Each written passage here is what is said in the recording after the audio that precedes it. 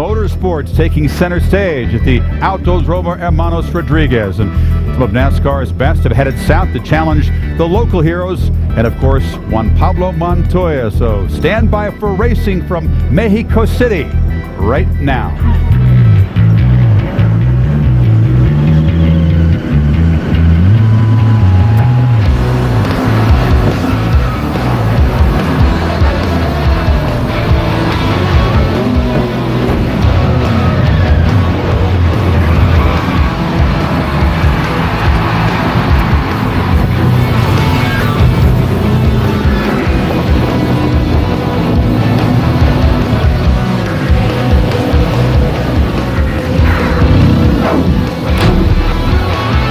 ESPN2 proud to continue our coverage of the NASCAR Busch Series, race 3 of 35, but a very special event and a very special flavor. We'll take you up now to the hombre in the booth who'll call the race, Jerry Punch. Jerry? All right, thanks, Chris. This is the first of 3 road course events on the 2007 NASCAR Busch Series schedule, with each of them taking place in their different countries. This has really become somewhat of an international series here. And, of course, the international flavor, today's starting field has road course veterans and experts representing 6 different countries. Hello, everyone. Along with our experts, Rusty Walls, Andy Petrie, I'm Jerry Punch. Glad to have you with us here in Mexico. And, Rusty, you ran so well, finishing 6th here in the inaugural Busch Series race 2 years ago. And a lot of young drivers have come to you for advice with questions like, hey, where am I going to get in trouble and where can I pass? What'd you tell them? Jerry, I told them the first place where you get in trouble is in turn 1. You're running 180 miles an hour down in that corner. If you overdrive that corner, you could slide out in the dirt and that could ruin your day. The next place you get in trouble is turn 4. You can have a lot of problem there. It's a passing zone. You could slide off there. But you know what? Let's not beat up on the rookies, because the veterans seem to make a lot of mistakes also. Let's take a look at Greg Biffle, what happened to him. In turn 8, overdrove the corner, out into the grass, into the wall. Even the veteran Biffle can bounce off the concrete. Now, where do you pass on this tough course? Jerry, the best place to pass is down into turn 1. Again, 180 miles an hour, but you can pass a lot of cars under braking into turn 1. The next place, down into turn 4. A lot of braking right there. You can outbrake somebody and pass them pretty easy. Andy, despite all the talent in the seats today, there are those on pit road who believe that this outcome today will be dictated by a crew chief who makes the right pit strategy call. How does that happen?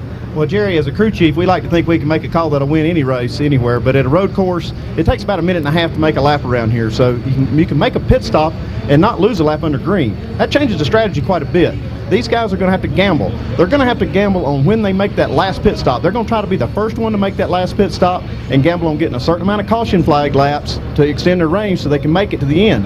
Now, if you get those caution laps, they'll be fine, but if they don't, it could get very interesting. So we have the gamblers who are the crew chiefs on pit road, and we have the guys who are the drivers trying to play it safe and stay on the racetrack and not get into trouble. Well, it's time to go down trackside for the words we've all been waiting for, the command to start.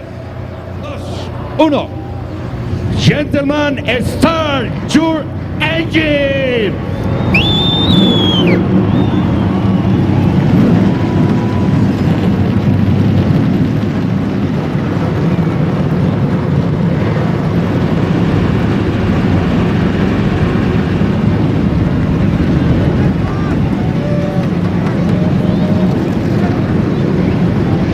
Bienvenidos amigos aquí a Autodromo Hermanos Rodríguez. Hemos empezado a ver horizontes hace 9. Well, the engines have now fired, and this international field of 43 drivers is saddled up and ready to race, and so are we. And we'll have 7 high-definition onboard cameras. We'll show you 6 of them right here. As you see Mike Wallace there in the Geico Chevrolet, David Ruderman, the Air and Stream Machine Toyota, David Gilliland, FreeCreditReport.com Ford, Michelle Jourdain Jr., the Dish Network Ford, Ron Fellows, the Camping World Chevrolet, and of course on the front row, Mexico City native Carlos Contreras and the Family Dollar Dodge. Now our 7th onboard camera will have 2 cameras riding along here with Colombian native and international superstar Juan Pablo Montoya and the Texaco Havoline Telcel Dodge. All right, let's take a look at our starting grid here today as we'll show you how they will line up behind the pace car.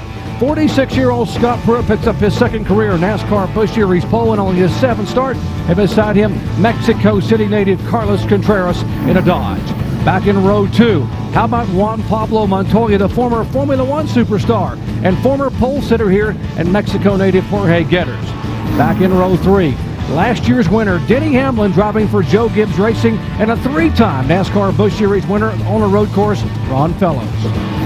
Row 4, Boris Said, the road racing superstar, and Regan Smith on the outside. Row 5, Carl Edwards. A lot of guys think he's going to win the title this year. And road racing ace, P.J. Jones on the outside. In row 6, we got Michelle Jourdain in the 17 and Marcus Ambrose. Row 7, we got Stephen Light and youngster Brad Coleman. On row 8, J.J. Yaley and former NASCAR Busch Series champion Greg Biffle. Watch for him to come from the back of the pack. In row 9, Adrian Fernandez, one of the most popular drivers in the history of Mexican motorsports, and beside him, Bobby Hamilton Jr. And in row 10, Scott Wimmer in the 29 car for Richard Childress Racing, and Herman Quiroga Jr. He's very good on the road course. He should be a factor early on as well. Row 11 on the inside, David Gillian. And on the outside, my son, Stephen Wallace. Row 12 on the inside, Jason Leffler. On an outside, Ruben Pardo. In row 13, we got David Rudiman, recovering from his wreck last week in California, and Brent Sherman. Row 14, we got Shane Huffman in the Navy car, and Mike Wallace in the 7. On row 15, Rogelio Lopez and John Wood, the third-generation driver. Row 16, in a backup car, Dave Blaney, the VanFirst.com Ford Toyota, and Todd Kluver. Row 17 on the inside, J.R. Fitzpatrick. On the outside, Kyle Krisloff. Row 18 on the inside, David Reagan. On the outside, Stanton Barrett.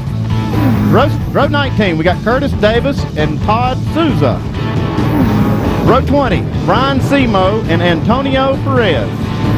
All right, and the final 3 starters in row 21, Brad Keselowski, the 23-year-old, John Young from the West Coast, and from Caracas, Venezuela, starting 43rd on the field, Alex Garcia in the number 98 car. Well, this is an 8-turn, 2.518-mile road course, and Rusty, take us through it. All right, let's take a look at this. We come down the front straightaway into turn 1, 180 miles an hour, hard brake off of turn 1, off of turn 3, down the back straightaway, short shoot. Now, this is a turn leading up to turn 4, where a lot of passings are going to get done. We come through turn 4, off of turn 4, right there, the S's are just getting ready to start. Folks, there's going to be a lot of speed made through the S's here. We leave the S's off of turn 6 down the back straightaway into 7 and off of turn 8, and that's a lap at Mexico City. All right, we told you we'd be riding along and speaking with Juan Pablo Montoya as our in-race reporter. Let's chat with Juan Pablo now. Juan Pablo Montoya, Rusty Wallace, ESPN. You got us? Yeah. Juan Pablo, a lot of people are talking about turn 1, the problem getting down in that corner. Do you feel comfortable getting in there with the adjustments you made to your car? The car should be really good today. You know, we've done a lot of work in it, and you know, the team has done an awesome job all weekend. I'll tell you, it's an exciting race. My first road course in NASCAR. You know, it's good. You know, everything has gone really good. All the Ganassi cars are fast, so I'm just happy to be here. All right, Juan Pablo, you qualified yesterday. You were locking the right front wheel up. You made some adjustments for today. The track is much cooler. Do you feel comfortable with your changes? Yeah, you know, the little lack of the shed on TV, it really didn't affect the car too much. You know, it was a little too tight for my taste, but, you know, in the long runs we did yesterday, and basically, on Friday, the car was awesome. So, you know, I think we got a really good race car underneath us, and we just got to look after it. All right, Juan Pablo, thank you for talking to us. All right, guys, we'll also be talking to his crew chief, Brad Parrott, who'll be along with our crew chief, Andy Petrie. Hey, Brad Parrott, Andy Petrie up in the booth. You got a copy? Sir, there, Andy, go ahead. Hey, Brad, what kind of pit strategy are you going to use to try to win today? Well, Andy, if I told you, everybody on pit road would know, wouldn't they? Yeah, I didn't think I'd get that. Here, we got a great race car. This Texaco Havoline Telcel Dodge is pretty awesome. And, you know, I got the best driver in the world sitting in the seat. And, you know, he takes care of it for 80 laps, and we make the right calls in here. I'll let you know my strategy later. Yeah, 10-4, you danced around that one pretty good. Your car was tight qualifying. Did you guys make any adjustments, or you plan to make any more adjustments? I took it upon myself to drop the left side track bar a ½ inch, and that was the wrong thing to do for Juan's driving style. We raised it back up. You know, NASCAR lets us do that, and that baby's ready to rock and roll today. 10-4, Brad. Good luck to you guys. All right, guys, Juan Pablo and crew ready to rock and roll.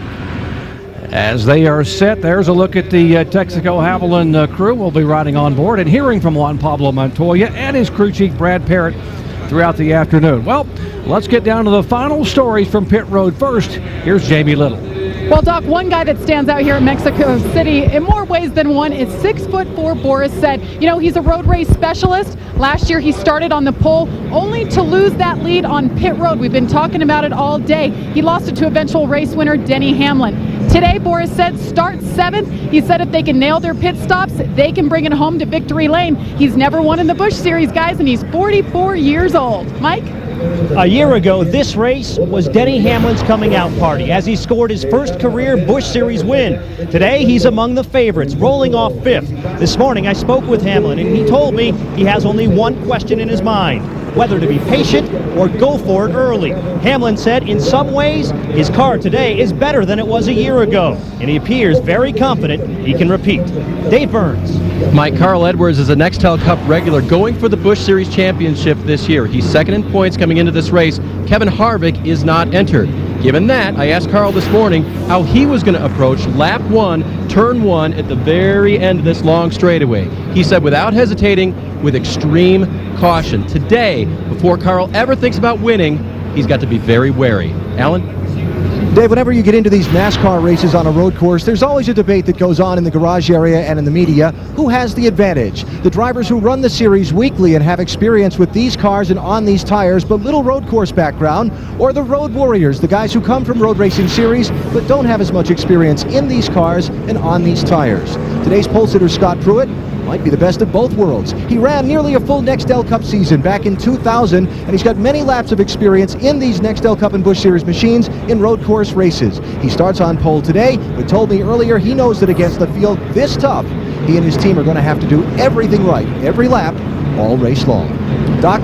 All right, thanks, guys. So many great stories coming from pit road today for so many different superstars from all across 6 different countries represented in the starting field. And Andy, as the cars come and parade by this great crowd here in Mexico City, what are the keys to today's race? Well, Jerry, as they get one to go at the line, fuel mileage. We've been talking about this pit strategy. Getting fuel, get the best fuel mileage you can get. It's going to really open up a lot of options for you on your pit strategy. So these guys have really concentrated on making these cars go just as far as they can on a tank of fuel. You got to preserve your equipment. Road courses are so hard on equipment. I mean, brakes, transmissions, engines. We've already lost some engines in practice. All these guys changed out, put new brakes in and transmissions. So these guys got to take care of their car, and they got to stay on the course. If you get off that course, it's going to tear the car up. It's going to, you're obviously going to lose track position. So staying on the course is really critical.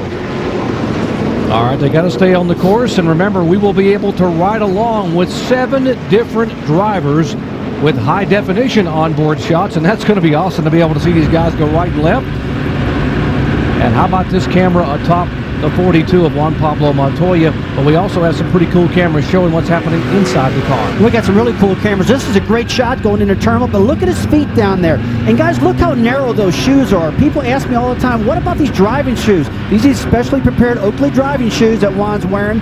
And look at the little piece on top of his foot. This is in case if the throttle hangs, he can put his toe up and pull that throttle back. Right on top of the shoe right there, folks. Now, we're going to see his feet dancing around all day long. This is going to be one great shot to watch. We see him going back and forth on those pedals. He's trying to put heat in the brakes. You see him just put that foot on the brake, give it a little gas, heat up those rear tires, trying to get ready to race. He wants to be the first one into turn 1. All this footwork in the floorboard, it's like dancing with the cars, huh? It really is, especially if you go down the front straightaway, Jerry, to 180 miles per hour and you hit that brake pedal. You have to have a solid, hard brake pedal like our Tim Brewer was talking about earlier. At 180, you really got to slow that car down because look at it. We're going to have 43 cats barreling off into turn 1, all wanting to win this thing. And you know what, Andy? These guys aren't too patient. They want to be stars right off the bat. And these guys like Juan Montoya, they know how these early laps mean so much on a road course. They know that getting that early track position can mean everything to win the race. Well, you talk about track position, and there are 7 different drivers who are now going to be forced to go to the back of the field because 6 of these drivers made engine changes. The ones that made engine changes, P.J. Jones, Michelle Jourdain, Scott Wimmer had an unapproved adjustment, and of course David Rudiman, Shane Huffman, David Reagan, and Curtis Davis all making engine changes, 6 engine changes and 1 unapproved adjustment. they go to the back of the pack. And Rusty, mentally, how does this affect a driver? Well, mentally, what I would do right now, I would change this problem into a positive. You know, look for guys to pit around 5 or 6 laps in the race to get into their window. Andy was talking earlier all about strategy. Folks, if you see them come down pit road that early, hey, there's nothing wrong with them. They're trying to get in there so they can make that fuel mileage and get to lap 40, 42 so they can make it to the end, because here's the goal. The goal is at the end of the race to get your driver up front of that pack through strategy, through your pit stops, fuel mileage, things like that. Jerry, let me tell you what though, you could cut the tension with a knife. You couldn't cut it with a knife, I meant. These guys are amped up, they're fired up. I've never seen so many people at a racetrack in my life. This is going to be an unbelievable race, but you know what? There's going to be a lot of debris out there too. A lot of guys sliding off the tracks. These cats are going to have to be careful. A lot of concern about coming down the front straightaway for the very first time. All these great international road racing stars at 180 miles an hour, barreling into turn 1, jamming on those brakes, trying to turn right. Will they get through? That is a major trouble spot for concern. Turn 1, lap 1. Here they come. Pace car pulls away. For the 3rd consecutive year, the NASCAR Busch Series comes to you live, flag to flag, from Mexico City. Sit back and enjoy.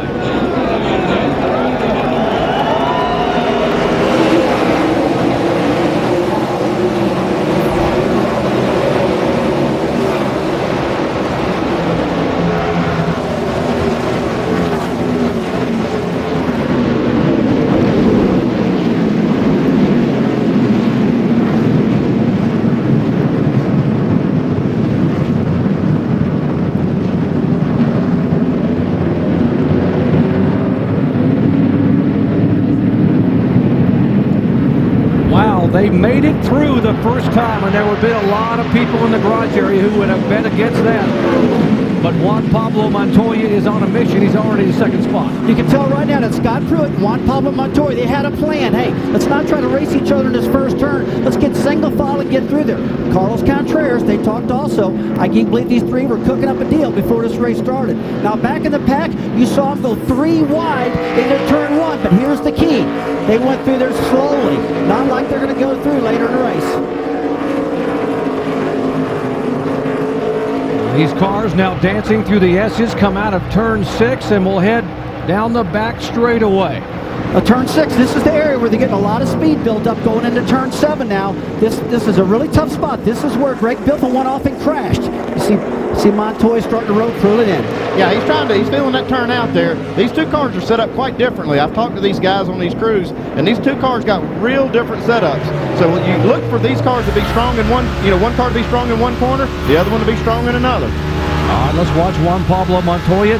179 miles an hour. He's going to jam on the brakes and gear down as he heads into turn 1. Now, Andy talked about earlier, these setups are completely different. Now, you already see something here with P.J. Jones. Now, I wouldn't be coming in this early, would you? Well, I talked to Scrooge this morning. He said, don't be surprised if I'm in on the first lap. So here he is. Dave Burns, what's going on? Jerry, they planned this when they had to go to the rear because of their motor change. They said, let's come in and get some insurance fuel. We could probably make it on one stop, but this is our insurance. We'd hate to run out on lap 79. Yeah, I think these guys have already shown that this is the first car in. They're showing everybody that they're getting probably the best mileage on the track, so they're going to take advantage of it and make this. That's their first of 2 stops they're going to make in this race. But Andy, that's all for early. You know, we're talking about guys maybe coming here 5 or 6 laps in the race to get in the window. It looks like P.J. Jones is going to try to make it on one stop. Well, one thing you get when you make this early pit stop, he was starting in the back, so he was going to have all this traffic to fight. This way he makes that pit stop early. He's got a clear racetrack to run in. He can make good time, and he's getting good fuel mileage. If he didn't get that kind of mileage, he couldn't do this. All right, action back in the track, and here is Steve Wallace, the 19-year-old, trying to stay in front of the 35 car, Bobby Hamilton Jr. As you watch Steve coming towards you, he got a lot of off-road racing experience and teaching during the off-season from Boris Said. Yeah, Boris Said stayed with Steve, and they went to Virginia International Raceway twice, on the road to Atlanta, then on out to the coveted Bob Bondurant driving school. So, hey, a lot of these guys are doing this, but this is a tough race. Steven spent a lot of time with Boris, and we all know that Boris is one of the best. I just hope the kids listen good. He had a top 10 speed in practice. He overdrove it a little bit in qualifying. I wonder where he got that aggressiveness from. I wonder where that had to be from Mom, right? I'll tell you what, his mom is definitely the smartest one of the bunch, that's for sure. All right, back up front, the two Ganassi, Felix Sabates-owned cars are running 1-2. And as Scott Pruitt flashing by, Juan Pablo Montoya, Carlos Contreras. There's a 1-2. And let's look at speeds and numbers here off the 41 car of Scott Pruitt. We see Juan Montoya not letting him get very far away there. Juan Pablo Montoya. He's just shadowing that 41. You know, Juan Pablo said in the essence, he wants to stay off the ripple strips. He wants to keep those cars smooth. Now, you take a look at Scott Pruitt. He's really using ripple strips. He gets that car up in the air. Andy, you talked earlier. These guys are teammates, but the setups we're hearing are totally different from one car to another. Why would that be that way? Okay, the reason they're doing that Scott Pruitt likes to hit these curves. He likes to use more of the curve than does Juan Pablo. And so he has to run a really soft setup to be able to bounce up on those curves and not upset the car. Juan Pablo Montoya, on the other hand, he stays off the curves, and he wants his car set up fairly stiff. It makes his car more crisp through these rights and lefts. Juan Pablo Montoya, not known for patience, so he is set behind his teammate now for 3 laps. You got to wonder how long he's going to sit there. Will he make his first move in turn 1 this time by? He's on the inside. Whoa, as they touch in turn 1, and Juan Pablo Montoya, as they bang off each other, makes the pass. Man, I tell you what, that was an unbelievable pass because, you know, Pruitt saw it coming, and Pablo Montoya, he stuck that left front fender right alongside his teammate, Scott Pruitt, and you saw Pruitt just at the last minute just did a little dodge away from him, and they both made it clean. Now, one thing you don't want is have 2 teammates take each other out. Let's show you again. We didn't think Juan Pablo would last for long behind him. He made the move on lap 3 in turn 1. Perfect move getting into turn 1, 180 miles an hour, hard under brakes. Look at that, up under curve, he gave a little extra room. Scott did a fantastic job letting him through way too early in the race to have a problem right now. The one thing I saw Juan Pablo Montoya doing in these early laps was to get his brake heat up. He was planning that move. He was trying to get his brakes heated up and plan that thing out when his brakes were just the best they were going to be, and he made a dive bomb in turn 1. Our 31-year-old former Formula One international superstar, Juan Pablo Montoya, he decides it's my turn to lead. And here he comes down to turn 1, makes the hard right-hand turn, and takes the lead over teammate Scott Pruitt. Back with more from Mexico City. NASCAR again enjoying the colorful culture that is Mexico City and the wonderful fans here. Some of the pre-race rituals, the blessing of the cars with holy water. The drivers all are thumbs up. But then lap 3, Juan Pablo Montoya brought these fans to their feet with that daring pass in turn 1. Tell you what, he didn't waste any time whatsoever. I was really concerned that he was going to get inside at the 41 of car Scott Pruitt, but Pruitt caught it right at the very end, and you can see that Juan Pablo Montoya went to the right-hand side, used that curve. Tell you what, these guys have found their rhythm right now. I'm expecting pit stops anytime right now in order to get in their window. Yeah, they're going to just get all they can get out of this set of tires. They're going to run them just as hard as they can for about 3 or 4 laps, make as much time on the racetrack as they can, and they're going to be pitting here pretty quick. Andy, do the math for me. It's an 80-lap race. If they pit on lap 7, 8, or 9, and they can go, 35 laps, why are they coming in so early? Well, let me try to explain this. If these guys make a pit stop, and when they make a pit stop, they can get back out and not lose a lap. Okay, if the guys that stay out on the racetrack get a caution, then they pit under caution. The guys that stayed on the track move by them, and they get the track position because of that. So it's really kind of complicated, but that's why they want to get on pit road real early. So they would pit now lap 7 or 8 as you see a couple of cars off in the grassy area, and then come back in for their final stop somewhere around the halfway point or just a little bit off. Yeah, some of the guys will gamble that they're going to get a lot of caution laps at the end of the race. So even if they can only go 35 laps, 34, 35 laps, they might pit with 38, 39 laps to go and gamble on getting those cautions to extend the range of their fuel tank. All right, the 41 car riding about 2 car lengths back in second place. Let's check in his pits without.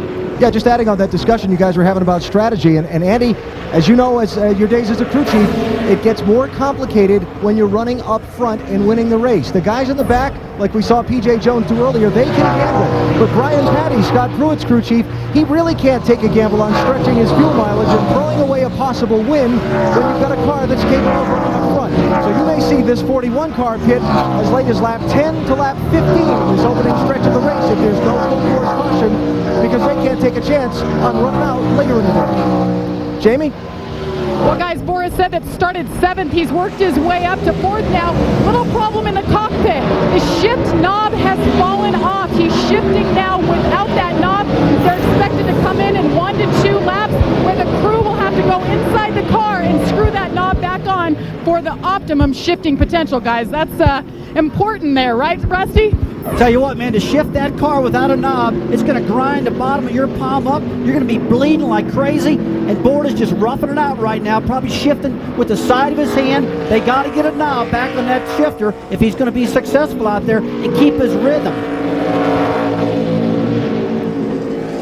Andy Petrie, Brad Daugherty down here. I've got a question for you. Okay, Brad. As the race goes on and they're slinging these race cars around, the chassis become a little bit looser. Will they go to track bar or will they go to air pressure? What will they do on this first pit stop to tighten their race cars back up? Well, if they're loose, Brad, what they'll probably do is if they're real loose, we'll go to that track bar. They'll spend just an extra little second there to turn that track bar, but if it's just a little bit, they'll go with air pressure and get him in and out of there.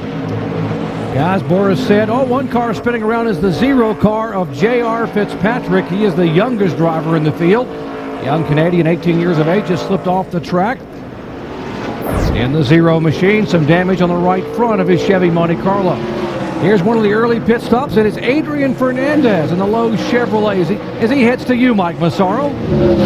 And just a slight push that was what Adrian Fernandez is feeling, but he's feeling it in both sets of corners, lefts and rights. They're going to make a slight air pressure adjustment. Crew Chief Chad Walter told me before the race today that the one thing he wants to make sure is that Adrian Fernandez gets out in clean air. He does not want to put him in a position where he has to block all day long. Because of that, they may pit out of sequence throughout the course of the day. That's something to pay attention to. A 4-tire change now for Fernandez as the car sits here on pit road. Just a slight air pressure adjustment, as I mentioned, and they're away. Ready, go. First gear 4100, first gear 4150. They're telling Adrian because the pit speed is 35 miles per hour, he must watch the tachometer, 4,100 RPMs. There are no speedometers on these cars, of course. As he rejoins the action, here come the leaders. A lot of strategy going on right now. While we were covering the 5 car of Adrian Fernandez, Gillian came down pit road. He made a stop also. We've been seeing guys coming down right now. It's going to be sporadic. A lot of things are going to happen. Next time by for 4 tires, a half a pound in the left rear tire to help you on your right hand.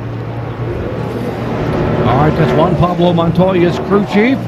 And the 9 car of Boris Said on pit road, Jamie Little. Doc is making his way down 35 miles per hour. They're not sure at this point if they're going to try to repair that shifter knob. Boris looked down and said, I don't see if we can fix it right now. Just go with it. 4 tires, full fuel. Boris said came in 4th position. They're going to opt not to fix that cable or that shifter knob, guys. He's going to go with it. Dave? Jamie, Steve Wallace is in. Car loose everywhere. They're going to increase the air pressure in both front tires to try to fix that. 4-tire change for Steve, full of fuel, and he is gone.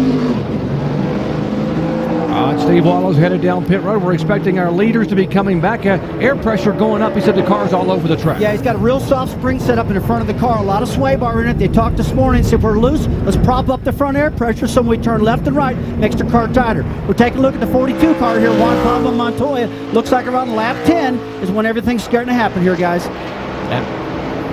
One of the big concerns, Andy, one of the big concerns is not speeding on pit road. They remind these drivers who have not been running a lot of NASCAR races over the years, only Montoya's 5th start, as he comes down 35 miles an hour, headed down to Brad Parent. Jerry, that's really key. What you said, pit road speed now, these guys aren't really used to this. You got to be really careful coming down. Jamie? Well, Rusty, Juan Pablo Montoya is saying the car is tight. It's tighter in the right-hand turn. They're expected to make an air pressure on that left rear. 4 tires and full fuel, guys. They're trying. They're going to hang on and see if they can bring her home for their first NASCAR Busch Series victory. And the second place runner, Scott Pruitt, is going to follow his Ganassi Racing teammate in. Pruitt did it in the first stall all the way at pit exit. They're going to go for a 4-tire change here. Looks like there is some debate over whether or not to add or remove tape from the grill. Right now they're just going to clean the debris off it with the big extender brush that you see and look to see if they can gain Scott some of the ground back. He lost to Montoya on the racetrack earlier. Ron Fellows is pitted in behind, as are several other cars.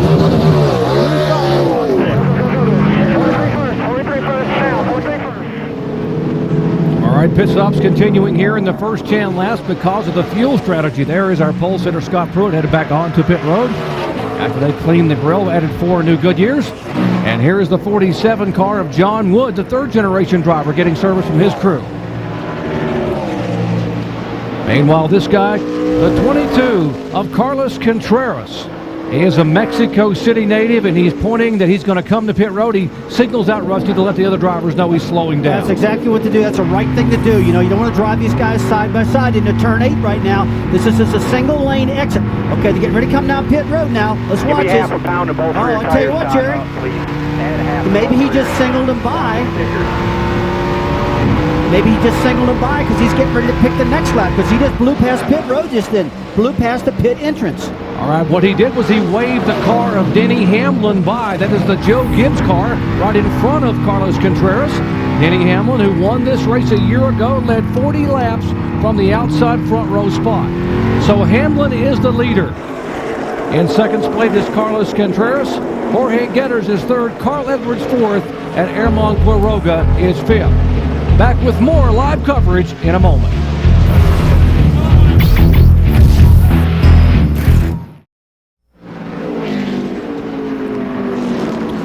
We welcome you back to the Telcel-Motorola Mexico 200, coming to you live from Mexico City, Mexico. Jorge Getters, a 36-year-old Mexico City native, in the Scotiabank Chevrolet, the Bruco machine, is being shown as our leader. And moments ago, the 20 car, the Rockwell Automation machine for Denny Hamlin. Last year's winner was on pit road for an update on his stop. Here's Mike Massaro. Right, Doc, he was on pit road, but he was on pit road a lap later than he anticipated and his team anticipated. Hamlin missed the entrance of pit road because there was a car in his way, just could not get down onto the entrance road, so he had to go all the way around one more time. That will certainly disrupt their strategy. Meanwhile, he was looking for a little bit more bite. They made a round down on the track bar and made a slight adjustment there to help get him a little bit more forward bite throughout the course of the day. You know, I tell you what Jerry watched a little while ago, that Carlos Contreras let Denny Hamlin in front of him. Denny got in front of it. What happened then is Carlos was right up on the tail of his car, and he couldn't slow down enough to make pit road, so he missed pit road. And it looked like Carlos Contreras was going to follow him down pit road possibly, and then he just followed him back out on the track. But I don't think it hurt him whatsoever. He just had to run another lap, and that was about it. No, it actually will help their pit strategy. Since they didn't get a caution during that cycle, and they got an extra lap on the racetrack, it gives them one extra lap of insurance on this fuel load. All right, the 37 car, that is former series champion Greg Biffle. Come on down, baby. 4200 all the way. Wheels straight, foot on the brake. We'll get your tape off. He's headed down pit road to get his first pit stop of the afternoon as Newt Moore and company are ready to service that Bruco machine. I heard him say they were going to take some tape off. He must have asked the brakes. They're taking tape off the brakes. Must be complaining about the brake pedal fading a little bit. They'll take that tape off, cool the brakes down, and that'll get him going a little better. As you watch the leader on the left side of your screen, the 27 car of Jorge Getters. Let's check back in the Biffle pits. Well, four-tire change for Greg Biffle. He's away. Big concern coming into this race for that team. Newt Moore a little bit frustrated with the fact that the backup car, which they're in right now, not completely where they wanted it to be when they were forced to go to it. They had to work on that car for 5 hours on Saturday morning just to get it on the racetrack for qualifying. They weren't sure exactly what they had, but still a little bit of a mystery to that team here today. Let's check in our pit studio with Brad Doherty. Rusty Wallace, I've got a question. I heard Juan Pablo Montoya talk about his race car being tight, and when you're on an oval, obviously, and you're turning left and it washes up the racetrack, you know it's tight. But on this road course, would the race car be tight going right and left as opposed to just going one direction? Yeah, if he's talking about being tight, Brad, it's probably mostly in one direction. Now, if Juan Pablo talked to his crew chief, Brad Parrott, and said, hey, look, I'm loose to my right hand, I'm tight to my right-handers, or I'm tight to my left-handers, they're going to make different adjustments. Although, the best adjustment to make to not lose any time is lowering the air pressures in the front. That's probably what they did to get more front grip. The leaders on pit road, here's Alan.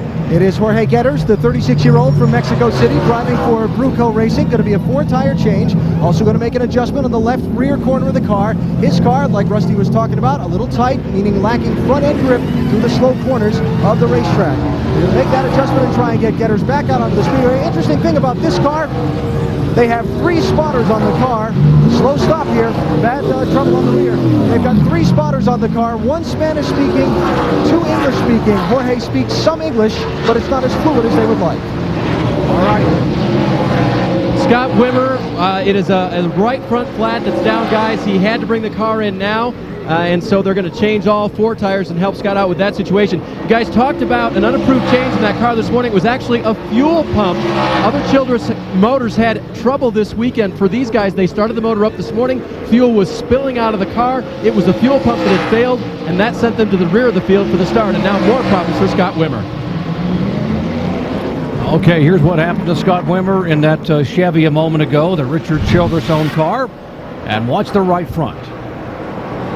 It looks like he's got a little damage from some contact, maybe running off the racetrack, and it cut that tire. You got that real sharp edge on that fender that just cut the rubber of that tire, let all the air out of it. He's pretty lucky to be able to get to pit road without tearing the car up any more than he did. I tell you what I think probably happened, Andy. He must have hit one of the inside strips on the racetrack and bent the fender in against the tire. Because our animation, our rollback just showed us that. It must have happened earlier because that fender was already knocked in when we saw it. All right, Alan in Carl Edwards' pit. Talked about earlier, Jerry, how Carl was one of the drivers racing for the championship. So his crew chief, Pierre Cattell, left him out on the track until he led a lap. In NASCAR racing, that gets you 5 bonus points towards the title. Carl has collected those bonus points. Now they make their 4-tire change and send him back out. All right, Andy, you're the crew chief, and you decide to play it safe with Carl Edwards because he wants to win this Busch Series title. Yeah, I was down in the garage talking to Pierre Cattell, his crew chief. We call him PK. I was talking to him about this strategy, about running for the championship and playing it safe and not gambling. He said, well, really, you know, it's early in the season. We can afford to gamble a little bit. And he said, I'm probably going to gamble. But it looks like he's going to wait till later in the race, maybe on that last pit stop, to see just how much he can gamble. He'll get a good read on this fuel, and he'll know just how much he can. And I expect him to be one of those guys that will gamble at the end of the race. All right, here's our new leader. It is the Chevy Monte Carlo. That is the 28 car owned by Jay Robinson and Troy Stafford. And it is Herman Quiroga Jr., one of the 8 Mexico City drivers in the field. And this young man is a phenomenal road racer. Just got this ride just a couple of days before they opened up the track here. Yeah, Jerry, we see a lot of drivers we've never heard of in the U.S. out here running so well. They're Mexican drivers that are fantastic behind the wheel. We've seen a lot of them just jump right in these cars without much practice whatsoever and immediately come right up to speed. And Hermo is one of them. I tell you what, this guy, the 28 car, he's been solid all week long. Watch his telemetry over here. You see the RPMs. He just feathers the throttle through the turns. You're in second gear most of the time. Right now they're in second gear. They'll shift to third gear right now, but a lot of this racetrack is running second gear through the S's. Now this turn right here, turn 4 that he's going to right now, this is a great place to make a pass. See him set one up on the 77 car. See what happens. Now here's what happens. If you don't get it done right there, you're stuck in the S's, and it's pretty well single file through here. But as you can see, he's trying to set them up in different areas to try to get this pass done. Pretty aggressive. Oh, he made it. That's one of the passes we've seen all day long in the S's. So, you know, there's a pretty big difference between the speeds right now of Curtis Davis and of the 28 car of Herman Quiroga. Herman Quiroga is our leader. Bobby Hamilton Jr. being shown in second spot. He just went by the Curtis Davis car to the 77. There's Quiroga. Man, I tell you what, you say Herman Quiroga 10 times, that's a tongue tire, man. I've been practicing that one all day long. I'm still messing that one up, Andy. Yeah, I'm glad you took that one instead of me. You saw his yellow bumper a moment ago. Yes, he is a rookie in the NASCAR Busch Series, but he is sailing down the front straightaway at 170 miles an hour, living a dream. He is leading a NASCAR race here in his home country. Mexico City native Quiroga, our leader. Now let's get up to date on where we are so far. A NASCAR.com reset from our studio, which is right along the super straightaway. Very loud at the Autodromo Hermanos Rodriguez. In the early going, 7 different leaders. Right now, Herman Quiroga, a Mexican, has been racing at this track since he was 15 years old. Back in '95, has the lead, but the story really has been Juan Pablo Montoya. Quiroga Jr. has not paid yet. Montoya has a lead over Scott Pruitt of about 11 seconds. So the Colombian with a huge fan base here performing very well. Lap 20 of 80. Back to Jerry in the booth. All right, thank you, Chris. Juan Pablo Montoya running full-time in the NASCAR Busch Series, making only his 7th career start, his 3rd start this year. Running full-time in the 42 car, will also run in the Nextel Cup Series. But the first time that he has ever been able to drive a NASCAR Busch Series car on a road course, and the expectations were huge within that team. And talking about excitement and expectations, how about Herman Quiroga Jr.? As you heard Chris say, he is our 7th different leader. We have had 6 lead changes. This young man has got to be thinking about pit stops. Well, he can run about 15 more laps on this fuel run. But what he is right now, he's hung out to dry. If the caution comes out right now, there's 34 cars on the lead lap. If he got a caution, he'd come on pit road. Nobody else would. He would come out behind every single one of them, and he'd be about 35th. So this is really, while it looks good, he's got, up front might be his strategy to go out here and try to lead as much as he can in this race. It could actually hurt him for the finish.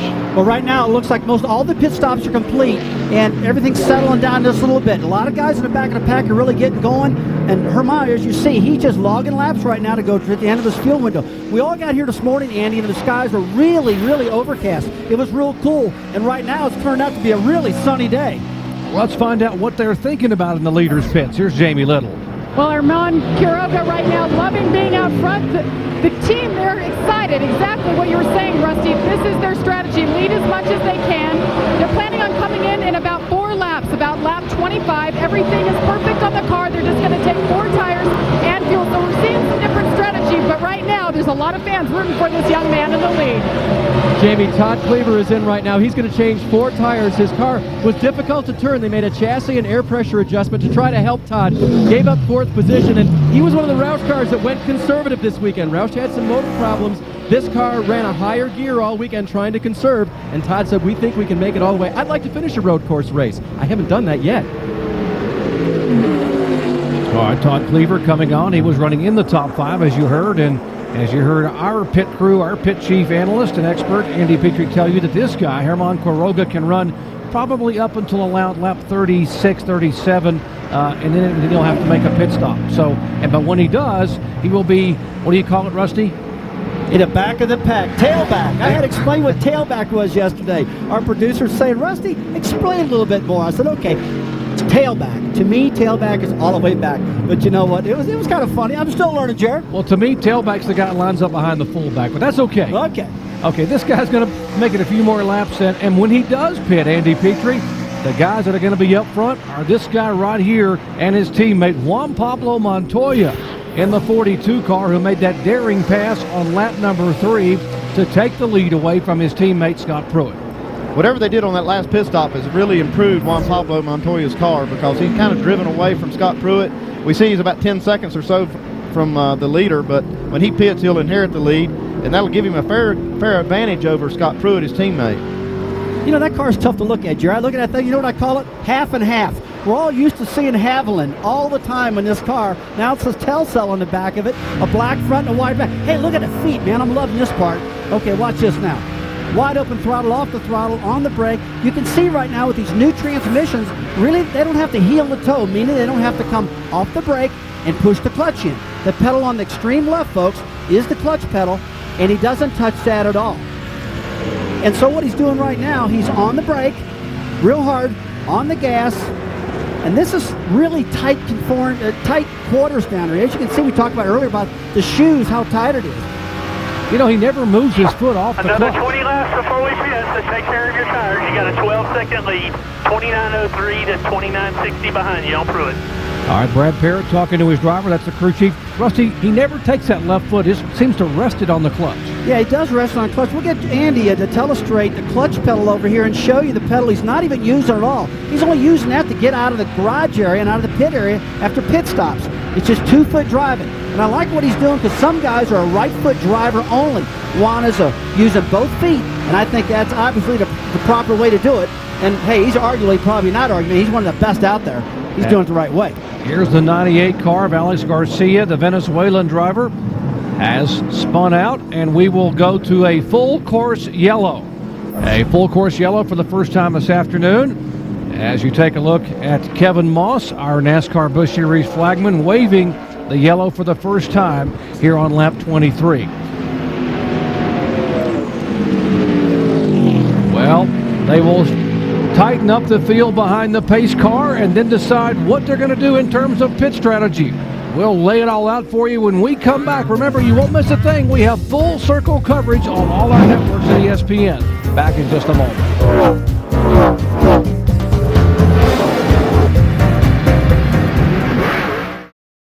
Back in Mexico City, Mexico, we are under yellow for the first time this afternoon, coming out on lap 23 due to a spin by the car number 98, the Alex Garcia machine.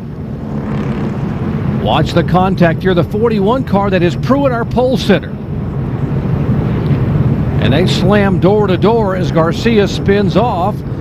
And the left front, there's the left front of Scott Pruitt's Dodge. And this leaves them with a little bit of a decision to make, because they don't want to pit right now.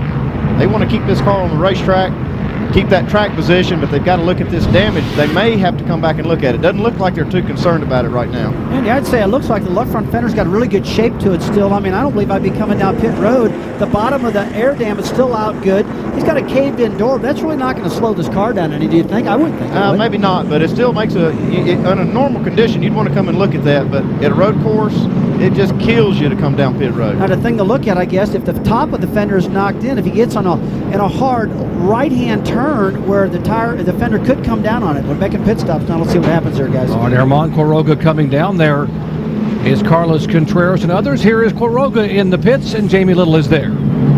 Well, guys, he's sticking right with strategy. He led as many laps as he could. He's coming in. They're going to do 4 tires, and full fuel was the strategy. Quiroga right now, guys, trying to make an impact, wants to come to the States and maybe race in the Busch Series there. In the meantime, he wants to compete here in the NASCAR Mexico Series. And you watch the work continuing on Carlos Contreras' car. Alan. Carlos had lost some of his track position. Remember, he started on the outside of the front row, fell back in the opening couple of laps, and lost a little more ground on their pit stop. So they really don't have anything to lose here as far as track position. They're going to come in, take 4 tires, fill it up with fuel, and see where the cautions and the pit strategy unfold later on in the race. They've got a tire that's gotten away, sending a crew member to go chase after it. Don't go. Telling Carlos to stay in his pit box until they get that tire back on the inside half of the box before they let him go in order to avoid a NASCAR penalty. Go. And here's a look at the race off pit road. Scott Wimmer driving for Richard Childress, gained a couple of spots. Curtis Davis driving for Kevin Harvick. Kyle Krisolov, the young rookie driver, lost a spot. And how about the 16 car up 13 spots? And that's for the Roush crew. That's made that pit stop there. And guys, the leaders opting to stay out, and Andy, you nailed it at the top of the show. It has to do with making the right call on pit strategy and when you're going to pit. It looks like the 14 car is going to get the lucky dog pass here, free pass. Our Aaron's lucky dog free pass goes to Kyle Krisolov, who did a lot of road racing in his early years in go-karts. Now is doing a heck of a job trying to keep that Clamor Girl Ford in the top 20. He's going to have to race pretty hard to make it all the way back around to the tail end. 2.5-mile racetrack on all these twisty turns. It'll take him just about all the time back to the green flag to get there. Well, I tell you what, when you get the lucky dog on a road course like this, I mean, once they wave you by, man, you got to go like a madman to get all the way around the track and get caught up. It looks like the 41 car is going to stay out, Andy. It looks like they've chose, hey, there's not enough damage to bring this thing down pit road. Got Montoya leading the race, you know. Juan has really did a good job. That's their pit strategy. Herman Quiroga is pitted. He's in the back. And by the way, it looks like he had a slow pit stop, too. You've really seen a lot of disparity, Andy and Jeremy, through these pit crews. I've had our cameras on them, and a lot of them slower than others, and some of them real fast all over the place. All right, let's talk to the crew chief for Juan Pablo Montoya, Brad Parrott. Hey, Brad Parrott, this is Andy Petrie up in the booth. You got a copy?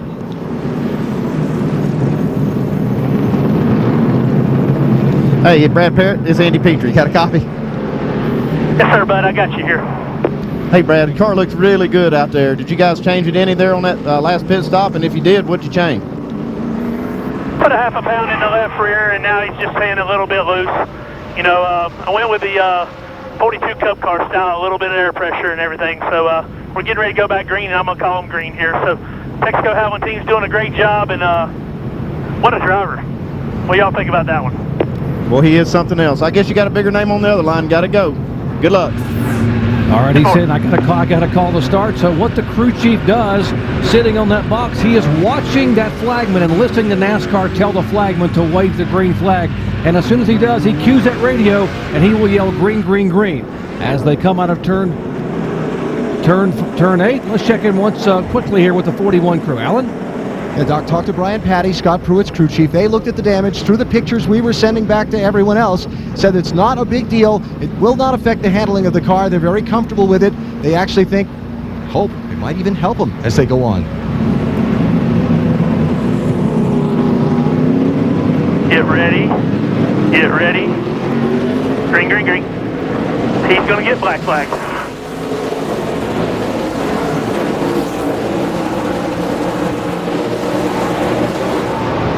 And Kevin Moss has waved the green flag, and they come sailing down this front straightaway after the first yellow of the day. Juan Pablo Montoya and Scott Pruitt has pulled it within a car length and a half of him entering turn 1. Well, up on the ripple strips, as Boris said, in the 9 car. There's contact coming out of turn 3, and Sid takes the 3rd spot away. The 20 car is Denny Hamlin. The 60 of Carl Edwards. They're in 4th and 5th. Jerry, these restarts are crazy right now. The tires got a lot of debris on them. The guys are sliding all over the spot. They're all trying to find a position right now and settle all in. But this first 3 or 4 corners, it's mayhem out there. I mean, these guys get all over the place. It's so hard to pass on a road course that these guys take every shot they can on a restart. Try to get one more spot. Juan Pablo Montoya, then Scott Pruitt. Remember, on lap 3 that the 9 car of Boris said his shifter knob came off. He's out there trying to shift with just a bare rod in his hand, and that's going to wear a sizable blister in his palm, but he is not backing off one iota. He's making it work for him. Him and Denny Hamlin had a really good battle getting into turn 1. It looks like Boris just fought really hard on the outside when they went into turn 1, and that gave him the inside on that left-hander. Scott Pruitt's car looks really good here, even after the damage. He's able to keep pace with Juan Pablo Montoya. Well, they get 2 of the best right there. They finally got themselves back together now. Nice and smooth. Easy on your brakes. If you want to do some brake adjustment, you can.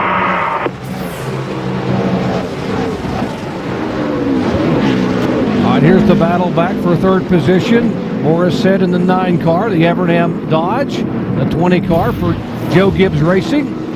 Said had made the pass on the restart. That is 3rd, 4th. Left side of your screen, the 60 car. That is the driver who will become the series points leader by virtue of being 2nd in points, and Kevin Harvick, the leader, not coming here today.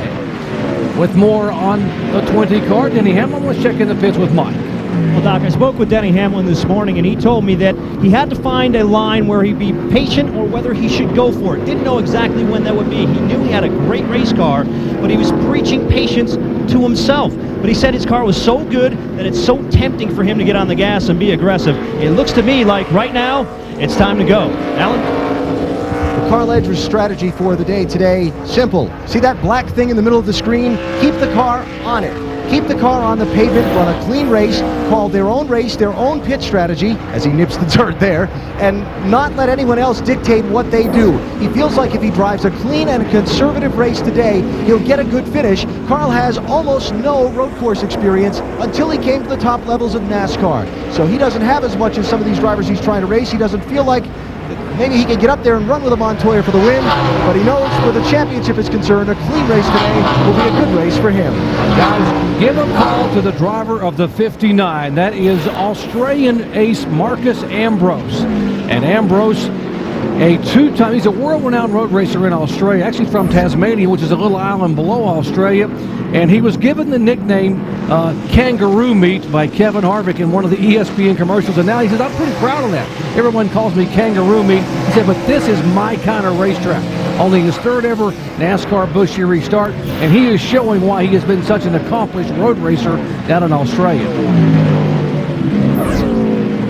See, Denny Hamlin looked like he locked that right front wheel up getting into that turn. That can be a problem for these guys. When they do that, it'll flat spot the bottom of that tire and start vibrating, and it can really cause them some handling problems. So crew chief sees that, probably saw it on our telecast right here. He's going to tell his driver to be easy with that right front tire and be easy on those brakes. Yeah, that first couple laps of the restart, man, it's crazy. They dive down in there trying to get past each other. They're bumping fenders, tearing fenders up and sliding all over. And plus, they're hard on their brakes, too, because they're trying to get as much done as they possibly can early in that event. I'm pretty impressed with how good this 20 car is. He was able to pass Boris Said, and he's one of the hardest guys on the racetrack to get around. He's got by him, and now he's starting to look like he's making a little headway on the leader. And there's a look at Stephen Wallace, 19-year-old in the Home Life Communities Dodge, as he makes his way back toward the top 10. Has some right front damage on that Dodge. You see, it looks like he on a restart. I saw Greg Biffle and him go into turn 1 awful hard side by side, and they might have got together. Now, it's got a good air dam in front of that thing, Andy. I don't know if the right front corner is going to cause much problem or not for downforce, but you definitely got to have the downforce. It may not cause any problem for him, but I see that thing sticking out right there. If he'd happen to get up beside somebody else, it'd cut their tire down pretty easy. All right, let's check in the Steve Wallace pits with Dave Burns. Yeah, Andy, have you ever seen the movie Ben-Hur? Yeah, that could happen if Steve gets into the side of somebody else. Right now, not complaining about the effect of the handling on that from that damage. They did debate coming in during that last round of pit stops. They said if everyone behind you lines up like they're going to pit, go ahead and do it. But since they didn't, Steve stayed out for right now. All right, we are being told that indeed the car in front of Steve Wallace, the 37 car of Greg Biffle, does have some damage. As you see that car going by, Greg Biffle, the 2002 Series champion, driving a backup car in the Yardman Ford for Bruco Motorsports. Just behind the left front, over in the left front of the car. Yeah, this is Greg's first time being here at this racetrack. He crashed his primary car. If you look on the back of his car, he's got a yellow stripe. His whole back bumper's yellow, but they got it outlined right there. That means he's a rookie at this racetrack. Even though he is a Busch Grand National Series champion, they still put a rookie stripe on his back bumper because this is his first trip. Well, I'll tell you what, those two, Steven and Greg Biffle, they've been racing their brains out. Steven's moved himself up to 11th spot, Greg Biffle 10th. But boy, I tell you what, when I saw them all go down into turn one side by side at 180 miles an hour, something had to give. All right. As you see Adrian Fernandez in the Lowe's car flash by, Fernandez, one of the all-time favorites here in Mexico City, now finds his way back in the top 10. Busch Series third ever visit to Mexico City. This is a list of Mexican-born drivers. Fernandez, the veteran here, the kind of the elder statesman of this group, started 17th. He's already moved up to 8th position. Road course veteran Herman Quiroga was another young Mexican driver. He led 3 laps before pitting, and you see Carlos Contreras, who started in the front row and is now running in the 19th position. So fans enjoying themselves in the stands and certainly keeping an eye on where the Mexican drivers will finish. There's been one top 10 finish in the first 2 years here, and that was Fernandez in 2005. Jerry? Yeah, Chris, and I thought Darlington and Talladega had wild crowds. They're having some fun here. Now, Carlos Contreras, his 15th career Busch Series start, his best ever starting spot. He started on the outside front row, and he was thrilled this morning in the garage area when he was told by Armando Fitz, the car owner, he's going to get to run 8 or 10 races this year in this Dodge, and also was told, by the way, he will make his NASCAR Nextel Cup Series debut at Infineon Raceway later in the year. So good things happening for Carlos Contreras, the native of Mexico City. Let's check in his pits with Alan Bester. And just update his race stock. You mentioned he started on the front row. Remember, they had the problem on the pit stop where the tire rolled away, and they had to hold Carlos in the pits until they brought that tire back to avoid a penalty.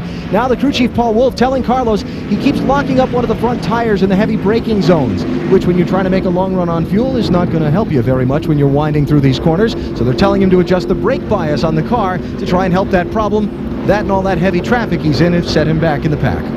You got a brake balance bar in there. There's a little knob that the driver can turn, and he can actually change the way that thing brakes as far as the front to rear. And when he's locking up that right front, what his crew chief is going to tell him is put a little more rear brake in it, and that way it won't lock up that front wheel and flat spot it, because that could really hurt you a lot. You got to rely on that thing for about 35 laps, so you got to take care of it. Now, Rusty, you got shifters. You got to worry about shifting the car. You got to worry about the brake bias and knobs. How many times do you take both hands off the steering wheel on a road course? Well, you take your hands off, Jerry, many, many times on a road course, like Andy was explaining. You know, you can adjust that brake balance, and what that's doing is taking pressure off the front wheels and putting more pressure on the rear brakes. So that's a very, very good tool to adjust with. But these guys are on the brakes, gas, you have right foot on the gas, left foot on the brake, and then it's a hand off. The right hand's going to come off onto the steering. Look at him. Hands off, hand back on. Happens pretty quickly. I mean, this is very orchestrated. These guys are. Now let's take a look at Ron's Fellows. His shifter is very, very short compared to the taller ones. The taller ones have more leverage. So when these guys move that handle, it's a lot more leverage. They can get it in gear and make sure they got it in gear that way. Ron Fellows is the last non-American driver to win in the NASCAR Busch Series. He has 3 wins, all 3 coming at Watkins Glen. And right here is that knob. That's a brake balance knob. He could reach up there and turn that thing to the right, and it would put more rear brake in it. Turn it to the left, puts more front brake in it. There's a look at Fellows in the 33 car. By the way, that's the same car that Tony Stewart drove at Daytona Beach and Kevin Harvick drove at California. He becomes the 3rd different driver in that Kevin Harvick Incorporated car. Let's go to the Fellows pits and check in with Al. Doc, normally when you have Ron Fellows in one of these road course races, you expect him to be up front and contending at least for a top 5 spot. Well, Fellows has fallen back to 10th position.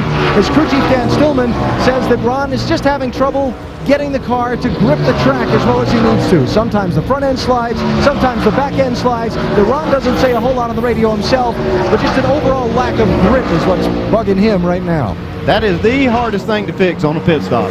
When you don't have a good clue of whether it's the front or the rear, just no grip overall, it's really hard to try to adjust for that. Where do you start? Well, you finally got to talk to that driver and you say, tell me what's hurting you the most. Tell me one place I can help you the most, and have him dissect it just a little bit farther. And then when he tells you that, say, okay, I'm pushing in turn 1. Well, then fix that first. All right, here's the battle for 8th position. The 5 car of Adrian Fernandez trying to hold off former series champion Greg Biffle. Let's check in with Mike. Well, Doc, earlier today I spoke with Chad Walter, Adrian Fernandez's crew chief, and he said he wants to keep Adrian out of this particular position. He does not want to put him in a position where he has to hold off the competition, where he has to block. That's the exact situation he's in right now. All he's saying about the car is that it's a little bit loose in turn 7 and 8. Otherwise, it's okay. But keep this in mind. His tire's a little bit older than most of the cars out there. He has not been down pit road since lap 8. All right, guys, and also what they've got to be thinking about, along with not wanting to put him in this position, guys, is that we are 5 laps away from halfway. All that fuel strategy could come into play. Remember, our leaders have only made that 1 pit stop. Greg Biffle now riding behind Fernandez. Rusty, what's he thinking about? Well, right now, he's just thinking about his track position, how his car's handling. You know, we were talking a little while ago about the 33 car Ron Fellows, his front end pushing. Well, guys, it looked like his front fenders were all bent up in that car, especially the right front of the number 33 car. The fenders I saw caved in on it. That could really cause the handling problems with his car. Now, you see a big move out of here of the 37 car, Greg Biffle, under braking. That's where him and Steve Wallace got together. He thought better move back in line right now. That braking zone into 1 is what's tearing these fenders up, and you really got to be careful getting in this high-speed corner. One thing, Rusty, that they might think of is try to save the brakes for about a lap here, get them cooled down now. Since they've been using them a lot, they've kind of heated up. If he saves those brakes enough, maybe he could make a kind of a dive move on him going in, on Fernandez going in 1. Oh, you're absolutely right, Andy. If you don't have the confidence going into turn 1 with a good solid brake pedal, would have really stopped that car good. A lot of times I call it a mushy brake pedal. You put force on the brake pedal and the car doesn't stop near as fast as you want it to. You push more and you know what happens? It locks up the rear wheels and the car goes into what we call a violent rear wheel hop. It lets the car jump up and down, slide off the course. And so if you don't have good front brakes, it's going to lead to a problem in the rear. Now, Biffle came in, he pulled tape off the grill, cooled those things back down and helped him. We see that damage on the right front of the 33 car. That could hurt the car. Now we're hearing about a possible engine problem, Alan. Yeah, John, remember I just said Ron doesn't talk that much on the radio? He just talked on the radio, said the car was filling up with smoke. He feels like it's slowed down. He thinks they have a mist developing in the engine. Now remember, this is a Childress Racing engine under the hood of this car, and some of the Childress engines have experienced problems in practice this weekend here in Mexico City. We'll see if that's going to continue to be a theme in this race. Ron Fellows, who is a very good road racer, obviously former Trans Am Series champion and 3-time winner in the NASCAR Busch Series, having his troubles there in the Camping World Chevrolet as the car is sputtering a bit. Well, we're going to take a break, but remember, we have full circle coverage. You will not miss a thing. We've got coverage on ESPN, ESPN 360. Juan Pablo Montoya is our leader. Pit stops coming up in about 4 laps.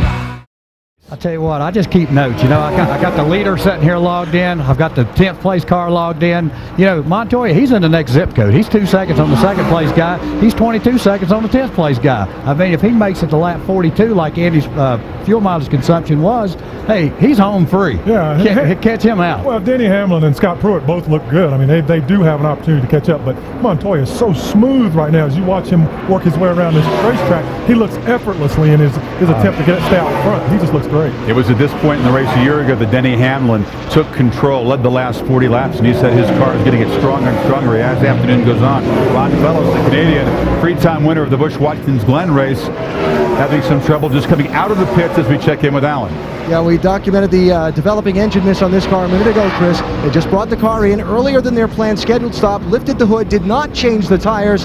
They didn't find a plug wire off or anything. They think they might have a valve spring that's failed. The Childress guys have had some problems with engines this week, and I talked to them. They said it was like valve related. lash cap, a little thing that goes right on top of the valve. They've been breaking those. It's probably RPM related. And the 21 car's in. This is probably a planned pit stop. This is the car that we saw early in the race pit on lap 1. And that means he's getting really good gas mileage. We can see it's 40 laps to go. They feel like that they can make it to the end with the fuel they have. Dave Burns. And of course, they will need some. They may need some caution lap helps as well, Andy. And so we'll see how that works out for them. But now the best thing would be for all the guys to have to line up behind them, pitting after them. Like you said earlier, it's the first guy to pit last, and that guy is P.J. Jones. He hopes that car very good for P.J. right now. Slight chassis adjustment on this stop. Okay, he's in the catbird seat right now. If the caution would happen to fly, he would be in the catbird seat because these guys here he would be able to close right up to him, and they would still have to make a pit stop. So that's how this strategy works. If you're the first guy on pit road, it can put you in the catbird seat in case of a caution. Let's remind the viewers now as you watch the P.J. Jones cars come back up to speed, the AutoZone 21 car, Richard Childers, that our leaders, by the way, Juan Pablo Montoya and Scott Pruitt, the top 2 cars pitted on lap 10. It wasn't until lap 12 that the third place car, there is Pruitt, or Pablo Montoya, that Denny Hamlin came in on lap 12, and Carl Edwards, our fourth place car, Andy, pitted on lap 16. Well, I'll tell you one thing, guys. You know, Juan Pablo Montoya is doing a great job driving this car, but you really got to give credit to Brad Parrott for setting this car up. Brad has got this car handling fantastic, and Brad and Juan Pablo have been getting along so good. And I'll tell you what, it's a great combination. You can see he's got a big lead right now. Let's check in the Montoya pits with Jamie Little. Well, Doc, what a disappointing season so far for the Juan Pablo Montoya crew. 39th is their best finish at Fontana today. What a turnaround. They have been dominant from start so far. They're going to come in about lap 45. That's about 4 laps from now. He's saying his car is a little loose. He's losing that rear end in the corners. But guys, can you imagine if he takes home a victory today? It would by far be the best finish for Juan Pablo Montoya in NASCAR. Doc? Juan Pablo Montoya, remember he won the 24 Hours of Daytona as a co-driver. 3 laps, 28.80. Awesome lap time, buddy. 29.15 behind you. Brad Parrott talking to his driver, telling him they're going to pit in 3 laps. And we mentioned 4 tires. As the 28 car had an off-road excursion, Hermanos Quiroga Jr. And this is just what these guys don't want to see when this 21 car pitted. That put him in a really good spot here in case this caution comes out. And they don't want to see the caution flag fly right now. If he'd have to tear that wheel up and rubber start flying off of it, be in trouble. Here's Carl Edwards in, Alan Bestwick. So what's the phrase that Dave used before? Be the first to pit last. Carl Edwards' team, Chief Pierre Cattell, going to try that here. A 4-tire change on the 60 car. Had a very strong, very clean race so far. Kept the car on the course, as has been his goal all day. Smooth looking stop. Now they'll see how the track position sorts out when everybody else pits. Dave? Alan, Steve Wallace running 11th comes into pit. Damage showing on that car. His car was loose in every direction. That means it wanted to spin out on him. A 4-tire change and chassis adjustment for Steve. Here's a look at the 17 car on pit road. That is Michel Jourdain Jr., the Mexico City native who had to go all the way. One lane, right by the 66. Follow the 66. Good job, guys. Follow him out. As he started at the back of the pack and worked his way back to the front, just makes his pit stops with 38 laps to go. And here's Hermanos Quiroga, who had the problem with the right front tire.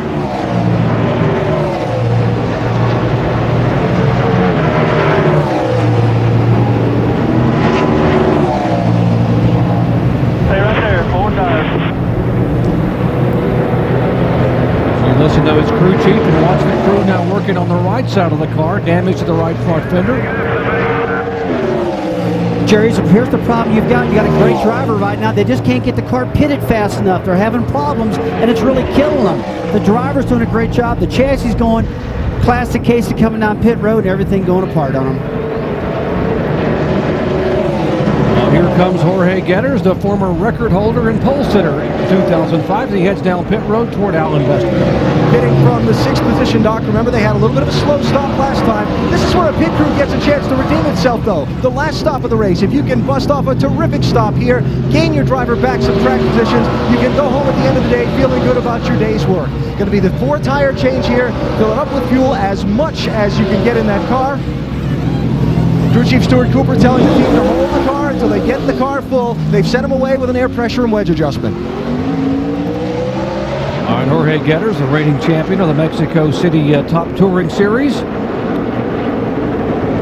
And they are trying to hustle, Andy Peter. You have seen how difficult it is. Watch the jackman here for Carl Edwards. Well, he trips right over, looks like the air hose, and not a lot of room over there against the wall, but he recovers real well, gets the jack down, gets the car up. These guys get some tires on it, and they try to minimize the damage, get back out on the racetrack. No real harm done, just lost a little bit of time. And there he is. He's back up on his feet. These guys are definitely athletes. Unfortunately, NASCAR mandates that they wear helmets. Here are a couple of other cars coming down pit road. We're also being told they're going to bring a pass-through penalty for the 66 car of Steve Wallace. Here's the 9 car of Boris Said. Jamie. As we reported earlier, he lost that shifter knob. They weren't able to put it on. He's still shifting without it. So far, the team is really happy with him in the car. They're sticking to strategy. He wanted to linger in the top 4 to 5 position. The last 20 laps, he said, look out, because he's going to take over. He wants to bring it home for his first Busch car with Mike. Marcus Ambrose has had some trouble adjusting to the Busch Series. A week ago, he described California as the toughest track he's ever been on. This week, though, he said it's the first time he'd ever been comfortable. It's showing he's in the top 5. Alan? And more pit stops continuing. This is Carlos Contreras. Remember a little while earlier, they told him to adjust the brake bias because he was sliding the front tires. Well, not being familiar with driving these cars every week, he put more... 2 rounds back in there. He put more rear brake into it instead of more front brake, and so he slid the front tires even worse, and now he's undid that adjustment, and you see they've had a little bit of trouble on the stop, and that's not going to make anybody. And frustration. Here comes the leader, Juan Pablo Montoya, coming down for what should be his final pit stop for the day. Jamie Little. That's right. As I said, they made an air pressure adjustment. He was losing grip in the rear. 4 tires and full fuel is expected. Brad Parrott on top, making the call right now, timing that pit stop. Like last year, guys, this race was won and lost on pit road. And like you said, Doc, this hopefully is Juan Pablo Montoya's last trip down pit road. Mike. Denny Hamlin pretty happy with his race car, says it's just slightly loose. They're going to make a slight adjustment, going down 1 round on the track bar, a full stop, 4 tires and fuel. Alan. And Scott Pruitt pits from 2nd place. His crew chief Brian Patty telling me seconds ago they're going to try and help the balance of the car. He's sliding the rear tires, but being able to keep up with Montoya. He's going to get off pit road and stay ahead of Hamlin there. Boy, these Ganassi motors better be pretty tough, because I heard both the 41 and the 42 up against the rev limiter sitting there on the jack, so hope they hold up good. Now, when you're up against a rev limiter, what happened? What's happening with the engine? Well, what happens is they've got a little control box in there that doesn't let the ignition won't let the engine turn but a certain amount of RPMs, 9,000, 91, 9,200 RPMs, and that's where that motor went right up to, and then the ignition caught it. You could hear it, hear it missing up there in that high RPM. And that is not good for the valve train at all, Rusty. You've heard that before. Yeah, it's not good at all for the valve train. A lot of times what happens if you bring that engine up against a rev limiter, it starts misfiring, it tears up timing chains, it tears up a lot of things. It's just for protection. It's not to lean on and let the motor just beat itself to death against. So, some guys are good at it. First gear. Okay, we see the 37 car. Looks like he's getting ready to slow down and come down pit road at Greg Biffle. Biffle's done a great job with that backup car. Greg Biffle, the 2002 Series champion, as you mentioned, Rusty, the backup car, and he will come down. It should be his final pit stop as the Bruco crew. He heads down toward Newton Moore, but Mike Massaro is there.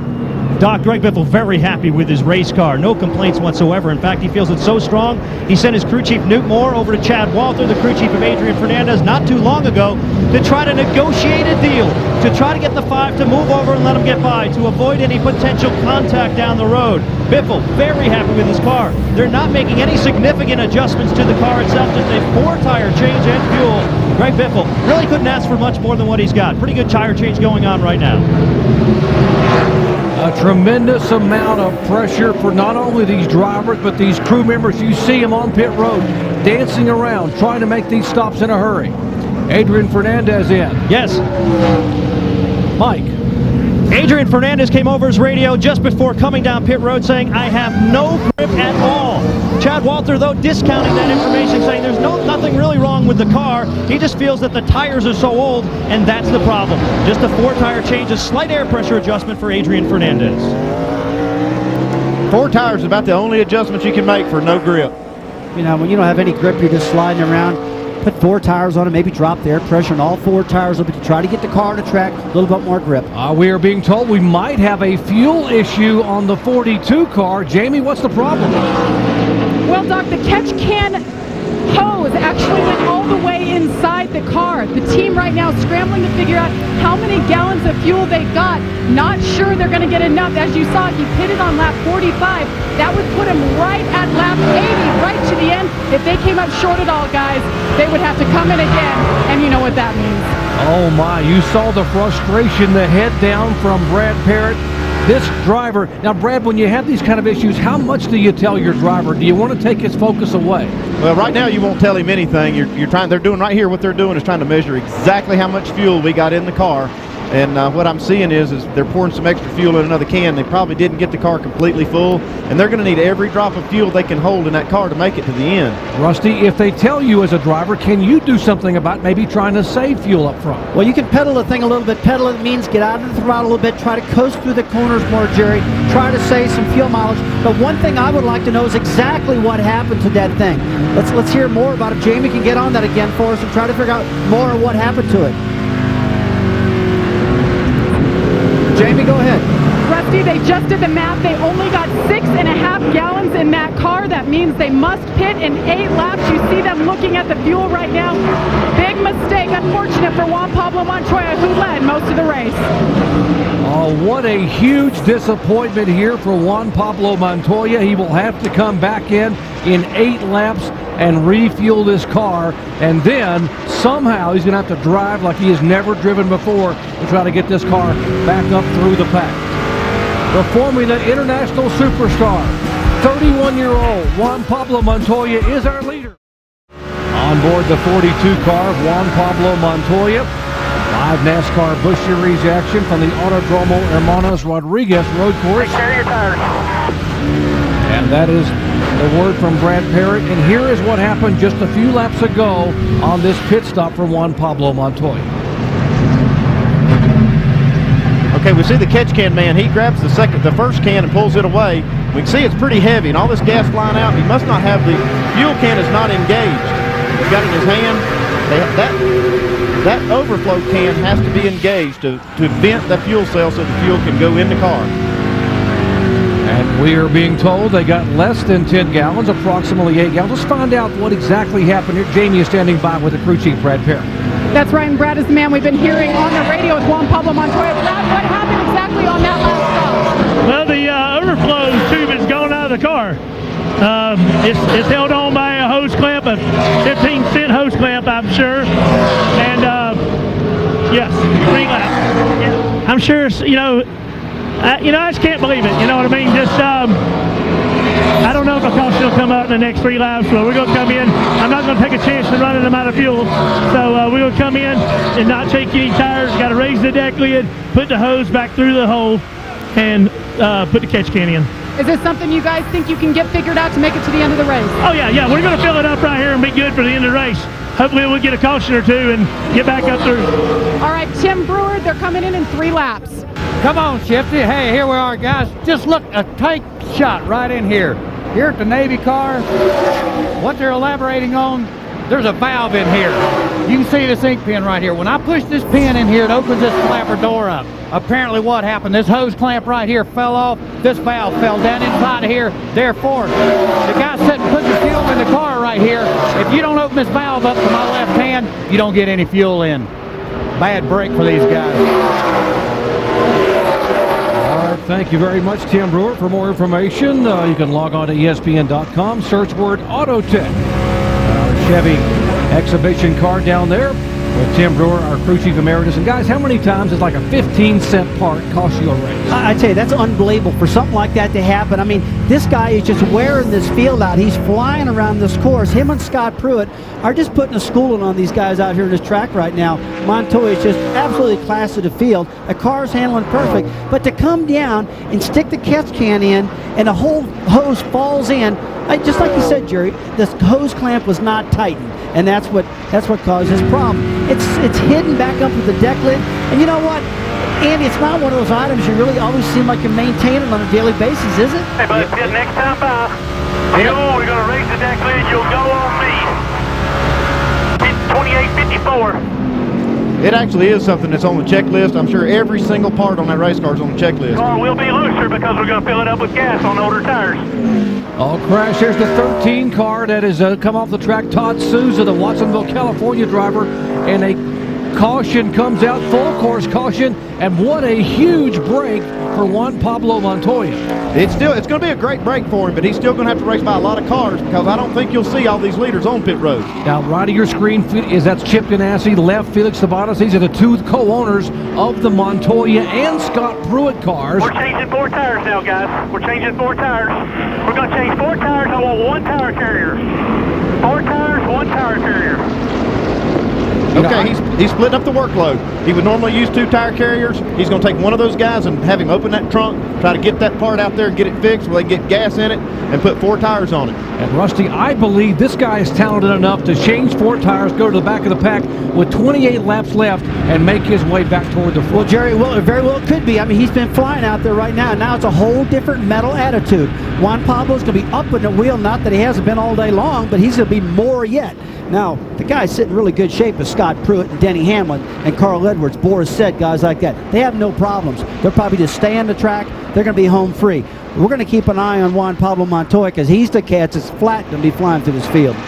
Let's quickly show you why we are under yellow once again. Watch the 13 car, the top left side of your screen, as there is contact right there in the 13 car if Souza goes around. Pit road is closed. Stay out. All right, you heard Brad Parrott tell his driver, you must stay on the racetrack. There again is the spin, the contact with the 13 car and the 27 of Jorge Getters. And Souza goes around. Now, because pit road is closed, they're going to have to make 1 more lap before this pit stop. We'll take a quick break and come back and see if Juan Pablo Scott can get this car fixed in a hurry. Back in a moment. Back at Mexico City, critical events, lap 45. This was supposed to be the final pit stop for Juan Pablo Montoya, but they can't get fuel in the car. They're shaking. He leaves pit road with just 8 gallons.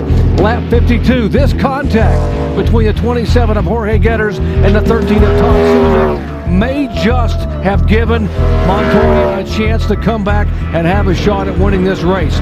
We are under caution here with NASCAR Busch Series live coverage in full circle coverage in Mexico City, Mexico. 27 laps remain here, and the international road racing superstar will be headed to pit road here momentarily. As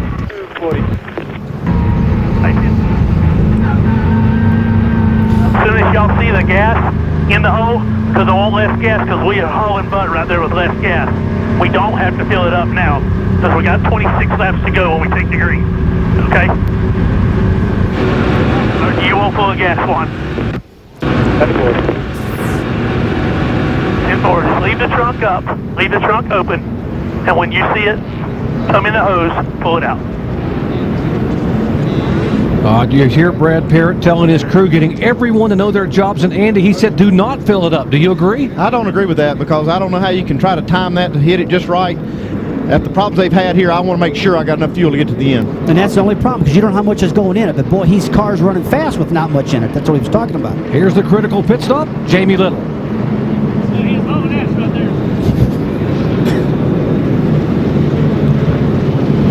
Juan Pablo Montoya enters his pit box right now. Remember, guys, we're on a road course. It's backwards, and these guys are changing up their strategy. 1 tire carrier instead of 2.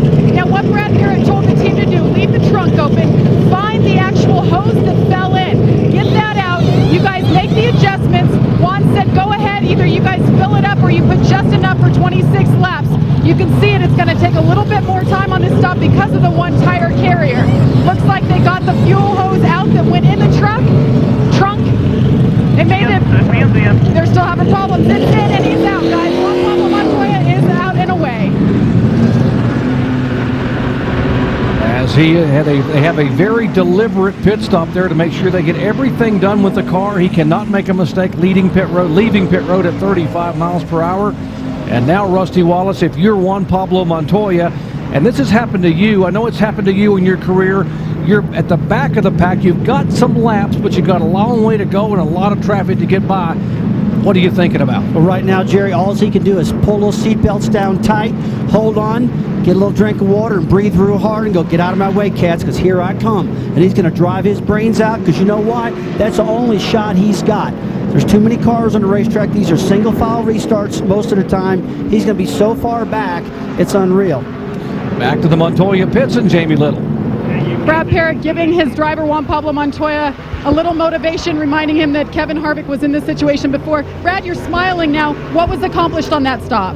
Well, we got the overflow hose back where it belongs, and Mark Rhett, my car chief, he stuck it in there and didn't pay attention to see what happened. We'll check it out after the race and see if the hose clamp broke or whatever. But it's going to be interesting. Did you get enough fuel to make it to the end? Yeah. I actually didn't even fill it up because we ran a 27 something, and it was a second faster than anybody ran. So just real proud of this whole race team, and we can't catch a break, but I want to tell my grandmother and everyone at home I love them. All right, guys, we'll sit back and wait till the end to see what happens with the 42 of Juan Pablo Montoya. Thank you, Jamie. You know what? I've seen Juan Pablo Montoya. I was there the day he won the Indianapolis 500 in his first ever trip there. I watched him win the premier Formula One event in the world, the Grand Prix of Monaco. He did it by climbing up on that steering wheel and refusing to lose. Now, he is in the back of the pack, but I would never count this guy out with 26 laps to go. This is going to be one heck of a shootout. Well, he's had it his way up front all day, but now he's going to have to pull those belts tight, just like Rusty said, and he's going to get on with it. It's going to be a lot of fun to watch. Jerry, his car has been so fast, it's just amazing how quick his cars run around a racetrack, and it's a combination. You know, every good driver will tell you there's no I in a race team. It takes good engines, good aerodynamics, a good crew chief, shock specialist, and it's all come together right here at Mexico City. Now, he's behind, he can't give up, he's got to be relentless. We know his car's running quick. Here's the problem though, guys, he's got clean air, he's up in front. I'm concerned if he gets back in this traffic where he is right now, will that car handle that good, Andy? What do you think? Well, I think he's going to have to make his own way. All right, guys, he has not had very much luck this year. In fact, Your left rear tire was going down, bud. Take a look at the first two events of the year at Daytona Beach. He started 16th, made it all the way to 5th spot, and then this happened. They had an engine problem on the 42 car. He had to come down pit road, recorded a 40th place finish. Last week at California Speedway, he looked to be minding his own business, running in the top 25. As you go back to the 42 car, we mentioned last week he got just T-boned by Jason Leffler, heavy damage on his car. As we are set to go back at Juan Pablo, those are his finishes in the first two events, 40th at Daytona and 39th at California. Get ready, green, green, green.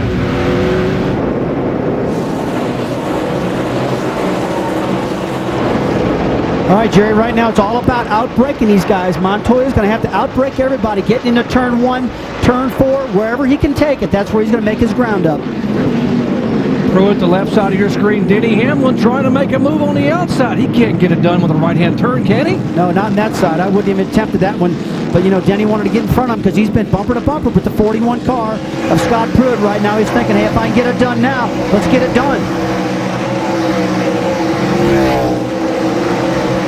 There's Montoya back behind the 7 car of Mike Wallace, and he is jamming his way through the field. Meanwhile, up front, the 41 car of Scott Pruitt as a leader. Then comes Hamlin, and a 20 car trying to hold off the 60 of Edwards. You got Brian Sebo in the 34 car a lap or so down. These leaders are trying to work their way by him. Looks like his car is pretty fast, so it's making it really very difficult.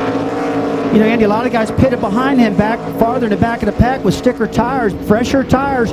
You know, that might really play into play late in this race if a caution flag does come out to close him back up in the front with those better tires. So a lot of things unfolding here today at Mexico City. Man, there's so many, it's hard to keep up with them. They head into turn 7 and 8. Simo, the former Trans Am Series champion, was trying to stay on the lead lap. Now he will go into the lap down as Pruitt flashes by. And on the inside, the 20 car of Hamlin also able to get by. Here comes Edwards moving by the 34 of Simo.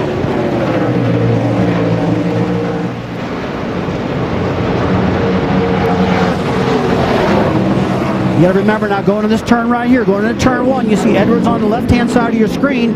It's all about out-braking, getting in the corner. Boris said right on his tail right now through turn 1, getting ready to exit turn 2. Now here's where you got to have a lot of head of steam to get that momentum down the back straightaway. Off of turn 3, you see Boris right on the tail end of Carl Edwards. If you can get right on the tail of guys, you can dart out and make that pass, but you got to be right there. These guys have been patient early in the race, but we can see the patience wearing a little thin here as the race wears down to the end. You saw Marcus Ambrose, the 59 car, make a move. Behind him is Biffle. They are trying to make moves for position. Here's the 9 car of Boris Said as he slides beneath the car of Edwards. Well, I wish we had a replay on that one of Boris Said going past Carl Edwards, because I'll tell you what, going into turn 4, that's the area we talked about where they can outbrake and pass, and I'm sure that's what's happened. Carl Edwards will be moved back to 4th position. Boris Said moves to 3rd. I'll tell you, the guy I've really been impressed with, guys, is Greg Biffle. He's in 6th right now with a backup car. You know, him and Steve got together early, tore some fenders up, but got back on the track, got going again. And to have a backup car, Andy, and start where he had to start, you know, with no track time, I guess what I'm saying, not much of all, he's doing a heck of a job.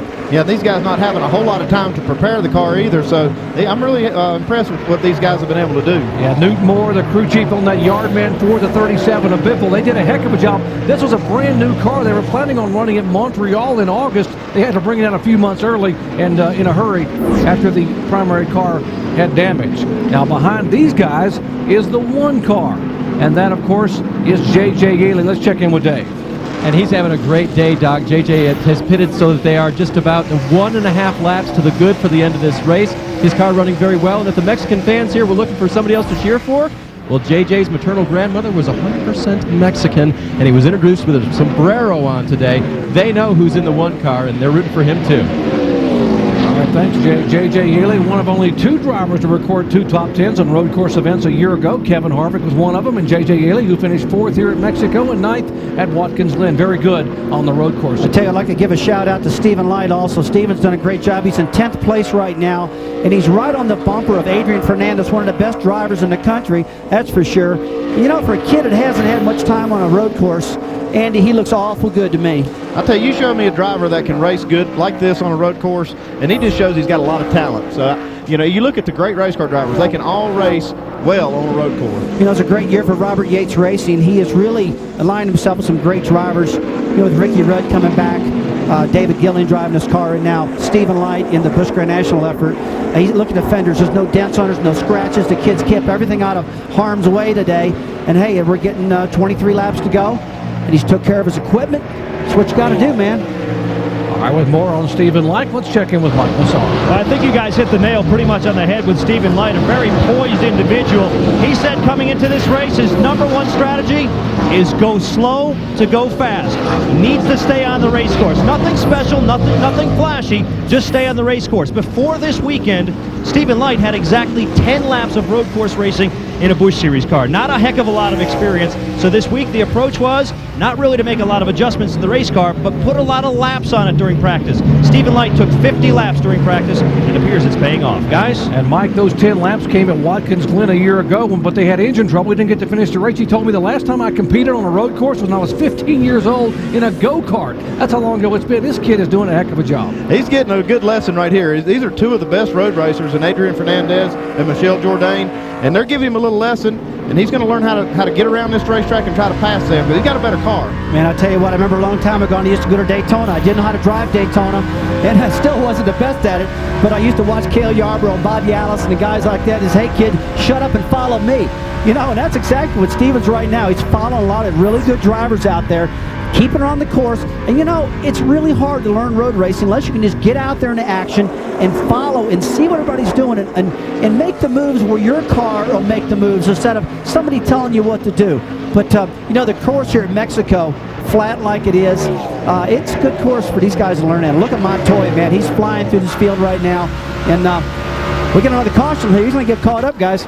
Guys, he moved into the top 15 a moment ago and now is battling his way up toward 12th position. So Juan Pablo Montoya has come from the back of the pack to a 12th spot. And guess what, guys? We still have 21 laps to go. Now, if you're the crew chief, Andy, are you concerned about him using up his tires because he's driving so aggressively? Well, you just got to use them for all they're worth. It's 20 laps to go, 21 laps to go. He's got to get it done. He's got to pass a lot of cars. You just tell him to try to take care of the equipment. Well, I'll tell you one thing, Andy. If I was Stephen Light's crew chief, you know what I'd say? If you see Montoya coming, I'd say, hey, kid, get out of the way, because here he comes, because he is not going to slow down. Once he gets to the 90 car, he's going through the 17 car. He's just going to keep on getting it. All right, Juan Pablo Montoya is on the march. He is a driver possessed. Now he's getting to some cars that are very good, and he knows that these fans here in Mexico City would love to see a Mexican driver win, but they also have a tremendous following for this Colombia South American driver. Incredible fan following here at NASCAR Busch Series action from Mexico City. Back in Mexico City, caution is out for the third time a day. After 61 laps are complete, the 18 car has spun off the course. Brad Coleman, the Martinsville, Virginia driver, has brought out caution, the Joe Gibbs Racing effort, and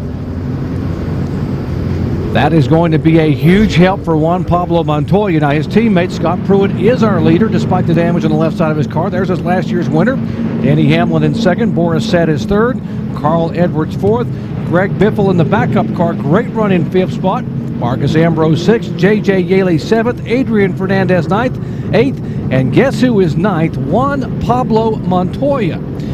Restarted back in 19th position after having to make that unscheduled pit stop to put fuel in the car, and now he certainly is being shown in the top 10 with less than 20 laps to go. And Rusty, we thought this might happen, but he has driven the wheels off this car. He really has. I mean, I know Scott Pruitt's leading this race, and he's won the 24 Hours of Daytona. He's a dominant, one of the best road racers in the world, so let's give him his due. And by the way, Jerry, Pruitt has been the fastest car in the racetrack for a long time. He's absolutely been quicker than Montoya, but Montoya is fast also, and he's coming through this field like it's nothing, guys. But the one thing he does have, he's got 10 laps less on his tires than these leaders do, so I expect him to have a good advantage. He's got a fast race car. I expect him to really bust up through here. Well, with those sticker tires being a brand new tires to give you more grip on the racetrack, that is a big advantage over the leader, Scott Pruitt. Now, he was able to pass a lot of cars, but now he's gotten to some guys in front of him that are very good road racers. Adrian Fernandez, who, by the way, is a very good friend of Juan Pablo Montoya's, is right in front of him, you know, in the 8th position. So he's not going to be able to scoot by some of these guys as easy as he did some of the others back in the pack. You're exactly right, Jerry, but although he was outrunning Adrian Fernandez that last lap by 1 second, that's what those fresh tires, like Andy Petrie just told us, do for you. And it's going to be interesting to see what Juan Pablo does, because I know he's a man possessed right now. You see his accomplishments in racing. The Kart Series champion, youngest in history. He had 7 wins that year, by the way, 5 of them coming on road courses. He won the 2000 Indianapolis 500, the Grand Prix of Monaco. His best finish to date in the Busch, 11th last year at Memphis. That could change here today. All right, we get ready to talk to our in-race reporter, Rusty Wallace. Let's talk to Juan Pablo Montoya. Juan Pablo Montoya, Rusty Wallace, ESPN. You got us? Clear, copy, loud and clear. Juan Pablo, I know this is really upsetting that you had that fuel problem, but you're one of the fastest cars in the track right now. You're 9th, outrunning everybody. We really believe you got time to get it done. Are you feeling a lot of pressure? Well, I'll tell you, Rusty, I got to say everybody, Texaco Javelin Dodge, and here in Mexico with Telcel have done an amazing job. I know, we got to do the best we can, but this race we need to bring the car home. Last 2 races we haven't scored any points, and as much as I want to try to win this race, I need to bring the car home. So, I'm not going to give up. If I have a chance to get past everybody, I'll tell you, I'll take it. All right, buddy, you got fresher tires than anybody in front of you right now. You got sticker tires on your car, not many laps. You got the equipment you need. We're pulling for you. You're exciting to watch, so we'll get off the air right now and watch this thing happen. Yeah, thanks, Rusty. All right, Juan Pablo Montoya, if you just joined our coverage, had to make a second pit stop because they couldn't get the car full of fuel. He was leading when he came back in, went all the way back to 19th spot. It's found his way into the top 10 here. And Andy Petrie, that is so disheartening for a crew, but you can't really let the driver know, I guess, how frustrating that is. I think Brad Parrott did a great job of getting his guys. Once you have that problem, you got to rally them around here, do the best you can, make the best recovery possible. They got the car full of fuel, or they got enough fuel in it to make the finish. They got fresh tires on it. They've done everything they can to put themselves in position to win. All right, we told you there was a friendship, a long-term friendship between the 5-car driver, Adrian Fernandez, and the car behind him, Juan Pablo Montoya. These guys like each other. They've been friends a long time. Mike Massaro, is there some dealing going on down in the pits? Well, it sounds like there might be. Chad Walter just walked down to Brad Parrott and told him that he prefer that Montoya does not push the issue, and if he's faster, they will certainly move aside to let him go. But this seems like the situation that Adrian Fernandez has been looking forward to all weekend. I spoke with him on Friday, and he said while he's excited to come here to Mexico City, what excites him the most is that he can renew his rivalry with Montoya and excite the fans, give them a taste of what they saw back in 1999 and 2000 when these two guys battled for the Champ Car Championship together. I'll guarantee you he's going to be pushing the issue when the green comes out. I'll tell you what, I don't know if I don't believe these two cats ought to be racing each other. They better race this racetrack and keep the fenders on it because we only got 18 laps to go. They both got fast race cars, but I think Fernandez better realize that Montoya's got fresh tires. He's been about a second faster, but I got to tell you, he is doing a great job, Adrian Fernandez. One of the most popular drivers here in Mexico City. Every time he comes by, I see the fans jump up in the grandstands. He could be running first, he could be running last, and they're still jumping up and down for Adrian. All right, as you watch these cars get ready to restart, let's update our outside front row car, Carlos Contreras, back in the garage area with Dave Burns. And Jerry, it is a disappointing update. Carlos sits in his car right now inside the garage. Power steering has failed on this car. The belt was still on, but the pump itself failed, so the team changing it so that Carlos can complete some laps in this race. Alan? Scott Pruitt's team looking on in the first pit stall down on pit road, watching their driver. That's the crew chief, Brian Patty, and next to him, the two team owners, Felix Sabates and Chip Ganassi, respectively. They have told Scott Pruitt of the situation on the radio, where he's running in terms of where Montoya is, the lap times, and Brian Patty's basic words to Scott Pruitt were, he'll probably get to us, and then may the fastest car win. It should be an interesting final laps. How about for Ganassi and Sabates to sit there and watch their two cars like that, huh? You know, I would have thought that Felix would have been sitting down in the pit area of Juan Pablo Montoya, you know, with Mexico, all the things that happened, Andy. But he's down there with Chip, his partner, pulling for Scott Pruitt. You know, I talked to Chip earlier, said, you know, it's such a feel-good when you got Scott Pruitt behind the wheel, is every time they get a little behind and they get Pruitt behind the wheel, they always seem to get caught back up. And he's just such a solid driver, Scott Pruitt is, on his road courses. And here we go, Jerry. Green. All right, we'll see if Montoya can get there. Pruitt leads him down. Montoya right behind Adrian Fernandez. They go roaring into turn one at 180 miles per hour. Watch for the move. Montoya is on the inside of the 5 car, headed to turn one. And he has gotten by Fernandez to take the 8 spot away, and now looks as the 1 car, J.J. Yaley, slips up.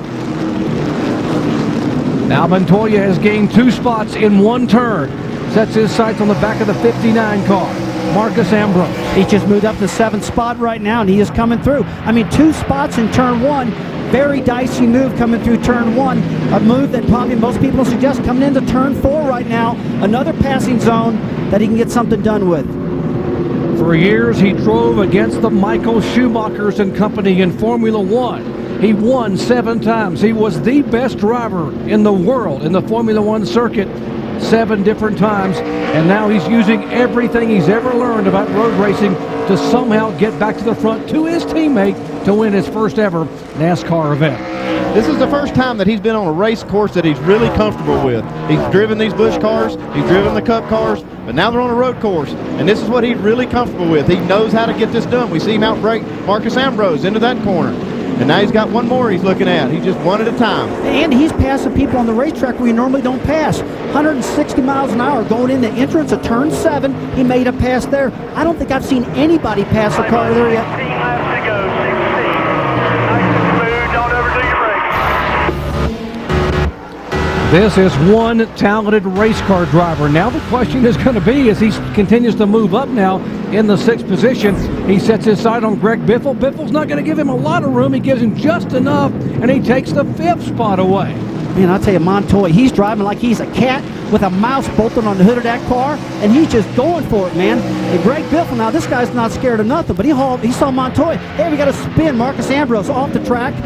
Will the caution come out? Will be a local caution? Hold on, stop. Now go. Full course caution. Caution's out again. That's good for him. He's caught back up more yet now. We see Brad Parrott put his hand up there, but this is actually a pretty good break. He'll be okay here. That'll close him back up, and he'll be able to go back to work. And there is Felix Sabates and Chip Ganassi saying, well, now we've got 1 car leading the race, and we got another one that's going to become a real factor here This is going to get very interesting. So, Jerry, what's up with that? Montoya's catching them. The two car owners go, oh my gosh, and Brad Parrott goes, oh my gosh. That's a good thing, guys. Let's show you why we are under caution. The 59, the Matchlight charcoal car of Marcus Ambrose goes all the way around, does a nice job of getting it spun around. Adrian Fernandez missing in the 5 car. Ambrose does a double Joey Chitwood spin and still keeps the car in gear. On board with Michelle Jourdain, the Dish Network roof camera.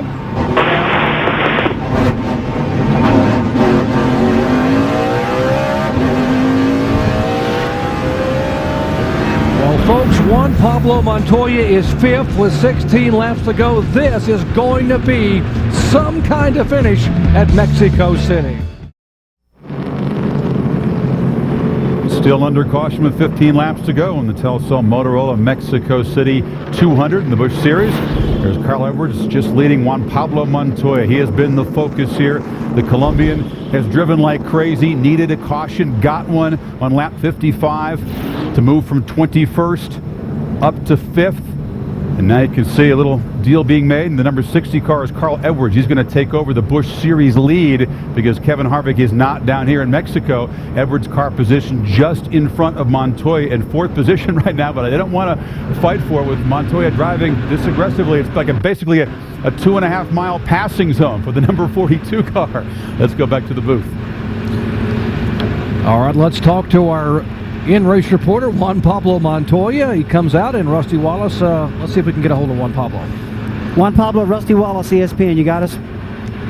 Yes, Rusty, copy that. Buddy, I tell you what, you're amazing to watch. You have sliced your way through the field. The only thing I can think you could do now is pull those seat belts down tighter because you are flying, buddy. What's the car feeling like? So the car is awesome. You know, we got a fast car, but you know, faster you go and further forward you go, it just gets harder. So, I don't know, we still have a chance, but I'm not giving up here. But as I tell you, we need to bring the car home, so I need to be careful. It looks like Brad Parrott's got your car handling perfectly. The whole Ganassi team has really got you set right now. The fuel issue is old news at the moment.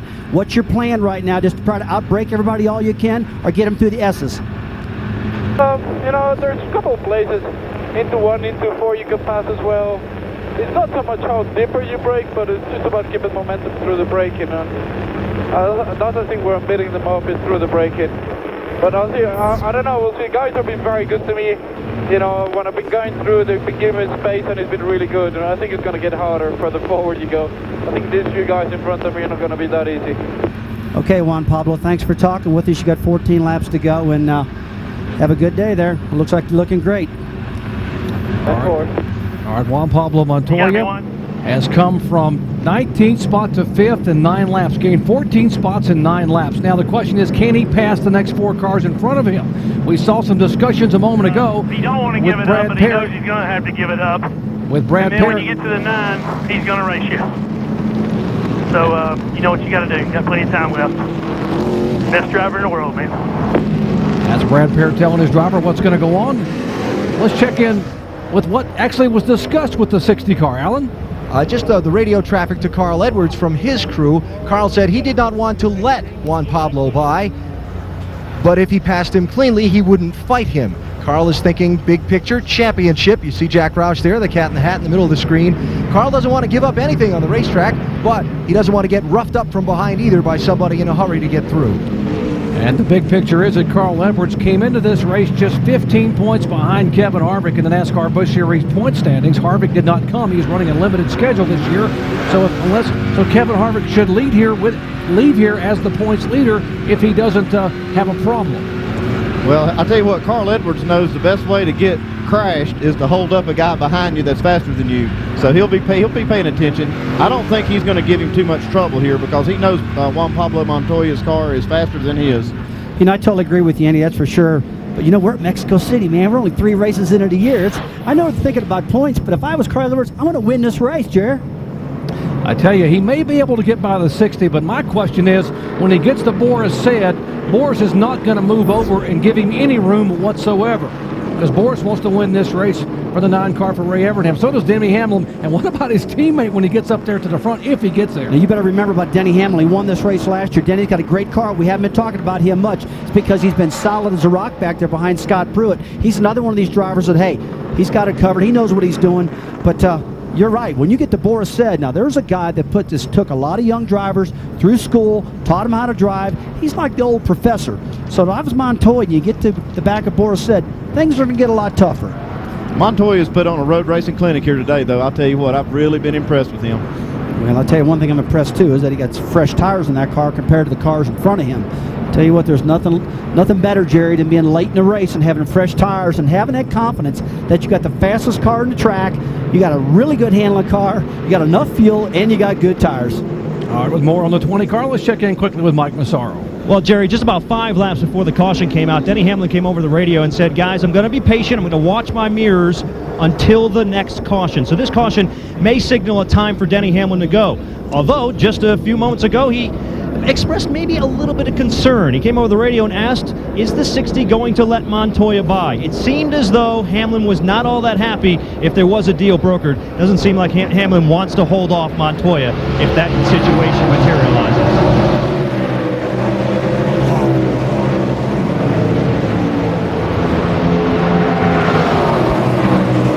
Guys, Juan Pablo Montoya has been able to make the pass inside of Edwards. Now looking inside the 20 car in turn 1. Hamlin on the outside. He has a preferred shot to make the left-hand turn. Oh, on the ripple strips, and Hamlin holds on to the spot. I'm going to tell you what, Juan's he's got to get off this turn 4, right, or turn 3, I'm sorry, right on his bumper to get the momentum to get down into turn 4. But boy, he got right past Edwards and no problem whatsoever. You know, we talked to Juan Pablo about the best places to pass, and he said it's not so big, the out-braking zones. It's getting through the S's and keeping your momentum going. So let's see how he gets through. This is a very crucial part of the racetrack where he's at right now. But this should be where his tires, his 10 laps less on his tires should help him right through these S's. Andy, the exit of turn 6 where he's about to approach just right now, if he can get off of turn 6 wide open with a full head of steam, he might really get right up on the bumper of the 20 car at Denny Hamlin, make that pass he made earlier into turn 7. I'd watch Juan Pablo Montoya here in turn 7 and turn 8, the big left-hander inside of the 20 car.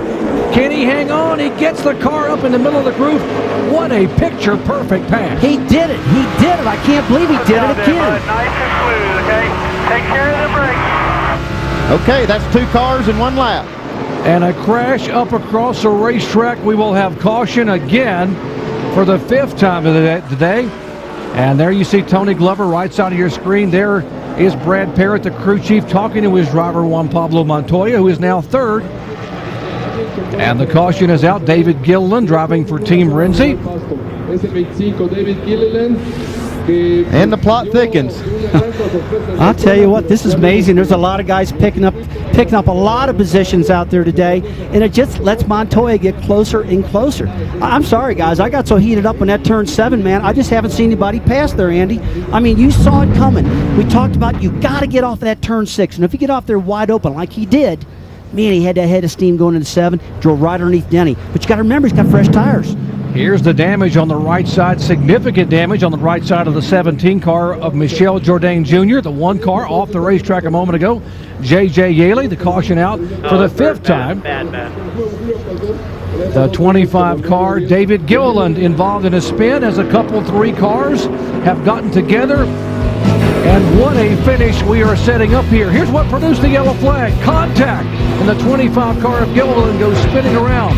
Back with the finish at Mexico City in a moment. The focus has been on the Colombian Juan Pablo Montoya. His parents are here. Colombian expatriates are here in the stands. Part of the global fan base with this open-wheel superstar who has been driving like a maniac and helped out by a couple of cautions. Remember, a terrible start to the Busch season. Blew an engine at the Daytona 300, finished 40th at the starting 16th. California last week, started 29th. He got wrecked out, finished 39th, so no points so far, but he's trying to make a big statement here today, a race that he desperately wants to win, and now he has moved back into 3rd position, trailing Boris Said, who's trying to break through with his Busch Series win, and his teammate, Pruitt. Jamie is with the co-owner of the cars that are running 1 and 3 right now. Jamie? That's right. Chip Ganassi is the man responsible for bringing Juan Pablo Montoya to NASCAR. I know it's been a roller coaster ride, Chip. Is this what you've been waiting for, this moment right now? Actually not, Jamie. I would have been perfectly happy had we had a clean day and just stayed at the front. Having to go through all this is probably going to give me a few more gray hairs. There's no secret. You spent a lot of money to bring this man here. There's been a lot of hoopla. What are we going to see these last few laps? Well, I mean, if he has an opportunity to pass, he will. I mean, but he's smart enough to know that, you know, he's only going to give the car what the car will accept. And if the car will accept it, he'll do it. But he's not going to do anything the car won't do. His teammates right in front of him, Scott Pruitt, are their team orders going into these last few laps. We had a long discussion about that this morning. And, you know, there's never any team orders in our teams. But the one team order is don't crash into each other. There you have it. Don't crash into each other, guys. This is going to set up for one exciting finish.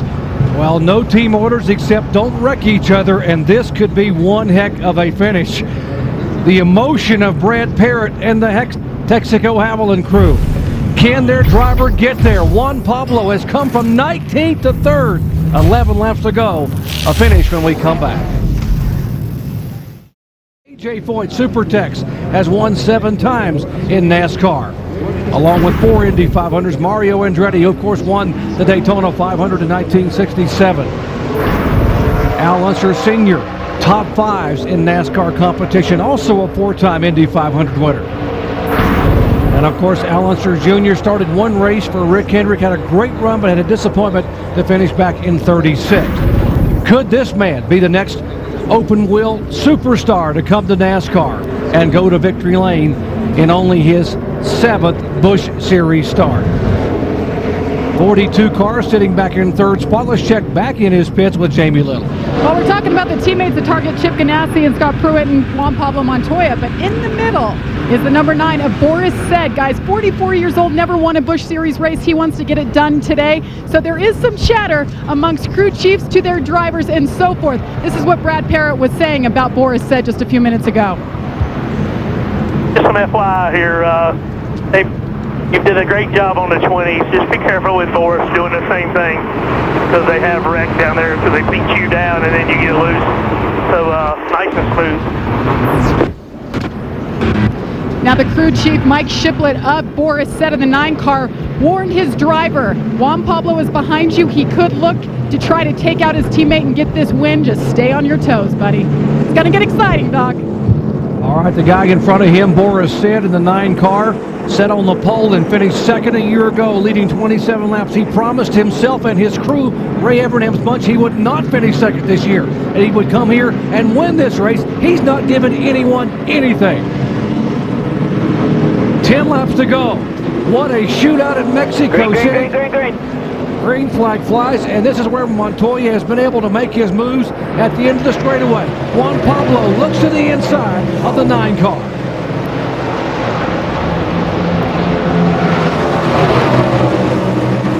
Rusty Wallace, he is going to try to outbrake Said, and he gets the spot, but Said comes back on the outside. Boris is not going to give it up, but Boris is a smart driver. Juan Pablo's got the line. Now he's got Scott Pruitt in his gun sights. And the whole deal now is coming off this turn 3 to get a lot of momentum. How about Denny? Yeah, Denny Hamlin back alongside of Boris. Great move out of Denny. That's the battle for 3rd. Hamlin, the 20 car. Behind him is Carl Edwards. Behind all 3 of them is Greg Biffle. Well, all this racing behind Montoya is old news right now. He's got him back there. He's got Scott Pruitt, his teammate, in his gun sights right now with fresher tires, and he's an expert through these S's. So I expect him to get right up on the rear bumper. Hey, maybe we'll see that wild turn 7 pass again. Who knows? He's got 9 laps to go. He's got plenty of time. He can take his time here. He can pick and choose his points where he wants to try to make this pass, and he can kind of watch and see where Scott Pruitt's weak, and then maybe pounce on it here later. For the first time in about 15 laps, we're seeing Scott Pruitt in the 41 car really hustle that car. He was sliding the back end coming out of the S's. He knows he's going to have his hands full with his teammate. He really does. I mean, it's just a matter of time before Juan Pablo gets up on his tail, unless he makes a mistake. And he's got such a good car. That's what the key to this race is. Like Andy said at the beginning of the show, stay on the track. Don't make any mistakes. 8 to go. 8. Right, Brad Parrott, I'd be telling him, just take your time here. You got plenty of time. Don't try to make it happen here too quick. All right, Juan Pablo Montoya, what a run today, by the way. for the 41 car of Pruitt, and there's contact. Montoya and Pruitt come together. Montoya, they spin around through the grass and dirt goes Montoya. Pruitt's car has yet to fire, and the caution is out. I will tell you, I would have never believed that in a million years. Juan Montoya is just so excited and just pressed the issue a little bit getting into turn one. My gosh, it's bad news when you take your own teammate out. And I know he didn't mean to do it. It's probably killing him right now. This happened. It looked like to me there was a little, there's enough blame to go around there. Scott could have seen him under him right there, maybe giving him just a little bit more room. That did mean for that to happen, but boy, I'll tell you what. Ooh. And you see the look there on Brad Parrott's face, and you saw the very stern look from the team owners a moment ago, Chip Ganassi, who told our Jamie Little, the only team orders we have is don't wreck each other, which is just what happened. Let's take a look at this. As he gets into turn one, he darts out underneath them.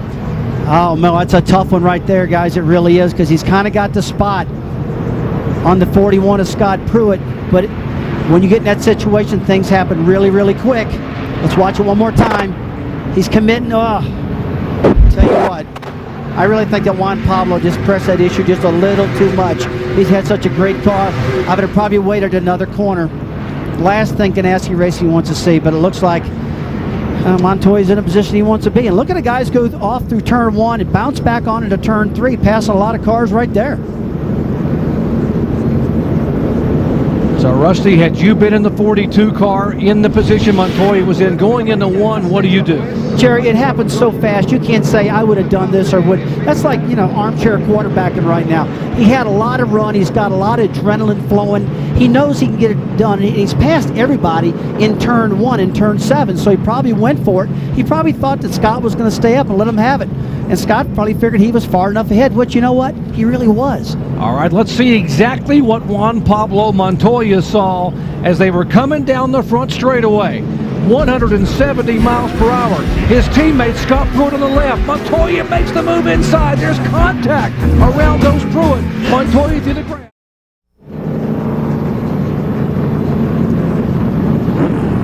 All right, 73 of 80 laps are in the books, and the fireworks have exploded here in Mexico City. Montoya having contact with his teammate. And Scott Pruitt is now being shown back in the field in 17th position. And what does a car owner think when this happens? The one thing he didn't want to happen, Jamie Little. That's right. Discussions going on right now with the crew chief of the 42, Brad Parrott. Chip Ganassi not sounding too happy right now as he talks to the team. Chip, one of your drivers takes out the other driver. What is your opinion of what happened? I didn't really see it on TV there, Jamie, so I don't know. Obviously we don't like drivers of our own team, getting involved with each other, but we'll have to take a look at it and see what happened. Juan's on 10-lap fresher tires, so he's got quite a bit of car. I don't know that he had to make a move like that so soon, but... What did you just say to his crew chief, Brad Parrott? Oh, I was just asking if the fenders were okay. Are the fenders okay? That's a smile, I assume so, Doc. I believe the comment was probably something different than the fenders are okay. I mean, those of us who know Chip Ganassi know he's pretty fiery, and Brad Parrott had done a great job. Brian Patty and company, meanwhile, down in the 41 pits for the car of Scott Pruitt. I mean, what a disappointment. Now, Pruitt is being shown way back in 17th position. Can he make his way back in the top 10? Does he have enough time? Take a look at my that front fender for me. Just make sure everything's good. All right, moments ago, it was teammates contact. The March of Montoya happened to take a contact point right in turn one with his teammate. Montoya, the new leader, and the frustration continues for Scott Pruitt. Well, the Colombian contingent, they have broken out the Colombian flags for their favorite Juan Pablo Montoya. And what a performance he has put on, coming from 19th to the lead. But unfortunately, it involved contact with his teammate. We've talked to one car owner who was standing by in the 42 pits. How about the guy, Mike Massaro, who was actually sitting in the Scott Pruitt pit? That's right, Jerry. The co-owner of the Chip Ganassi team, Felix Sabat, is standing with me right now. Felix, what's your interpretation of what just happened? I think Montoya might have been a little too anxious. He should have went a couple of more laps. He had a better car than Scott did.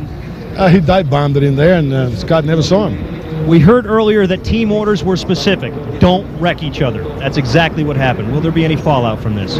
I'm sure there'll be some hard feelings for about 15 minutes and they'll forget about it. The race car drivers, they'll forget about it. But yeah, we did have team orders. Don't wreck each other.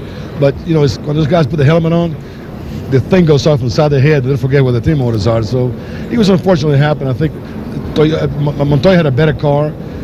He should have waited, but it happens. He was a little anxious. You were in the 41 camp when this occurred. What was their reaction? They were not happy. Just like anybody else would have wrecked him. I mean, when the green flag drops, he's man for himself. You know, there's no team.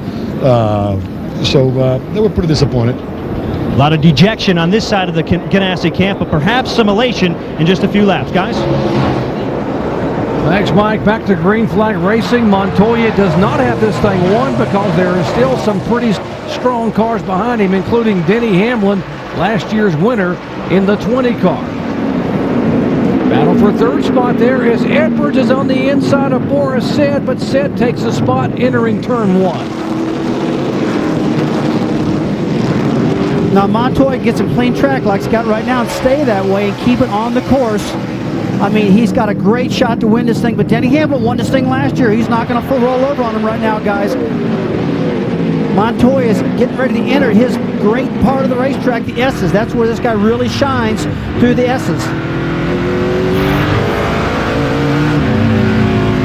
You see the progress of Juan Pablo Montoya the last 10 laps. Remember, when he came in for the unscheduled stop, he came back out in 19th position. He passed 14 cars in 9 laps to get to the top 10, and he's getting his hands full now. Yeah, Denny Hamlin's not letting him get away at all. He's putting some pressure on him right here. You know, Denny's all over. He's not going to give up now. You got to remember one thing. You know, the brakes on both these cars, on the 42 and the 20 of Denny Hamlin, they're really good brakes. They don't have anything better than anybody else, and so Denny's probably going to drive it down into turn 1 for all he's worth also. So, hey, this game isn't over, guys. Right there's a strong point for Montoya. That turn right there has been strong for him all day long. He's coming out with a lower line, Andy. It feels like he can pick the throttle up harder off at that turn 8. And you saw that Denny really moved out on the racetrack a little bit, got the left-hand side of his car right against the grass, kicked up some dust. And again, what you can't see at home is the fact that the 42 car has tires that are 9 laps fresher than either one of the 20 or 9 car. And Andy Petrie, that is a huge advantage on a road course. Oh, it really is. These tires kind of go away on to get hot and greasy. And if you can have tires that have 10 less laps, that's a big advantage. Right now we're getting down to 4 laps to go, and he's pulling away from the 20 car. Denny Hamlin, oh, got a spin in the back. Shane Huffman goes around, clips Mike Wallace just a little bit. Another caution flag is falling here. Just about the time we think we get something going, another caution flag comes, going to stack him back up. Exactly what Denny Hamlin wants. He wants another shot at him. Caution flag waves, and Juan Pablo Montoya will have to defend that position with a bent-up nose on his Texaco Havoline Dodge. And wow, this could come down to one heck of a shootout because Denny Hamlin wants to get there. His crew chief and team knows that they've got a car that could possibly get it done. Here's the contact that produced the yellow flag again as Shane Huffman goes around. Back with the restart in a moment. This is Reforma Street. It's a lot of traffic here in Reforma. So let me show you how the Mexicans cross the street here in Reforma. So come with me, guys, okay?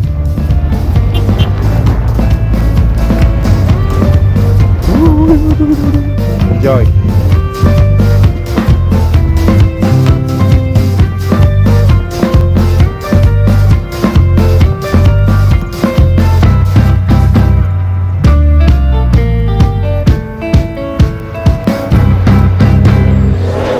Carlos Contreras tried to disguise the popular Colombian Juan Pablo Montoya, as Carlos Contreras, who's from Mexico City, knows how popular Juan Pablo is. You see Juan Pablo now being shown as the leader. And you know, we asked Juan Pablo Montoya, what does it mean to race here in Mexico? You can realize it's crazy, the fans and everything being here, and the excitement of the Latin fans, you know, Mexicans and Colombian here, and it's pretty exciting to be here. All right, the last non-American driver to win a NASCAR Busch Series event. You got to go all the way back to 2001 at Watkins Glen when Ron Fellows, the Canadian, won. Are we going to see history written again in the NASCAR Busch Series record book? Unbelievable. They're watching down in the Juan Pablo Montoya pits. There is Connie Montoya, Juan Pablo's lovely wife, his mom and dad.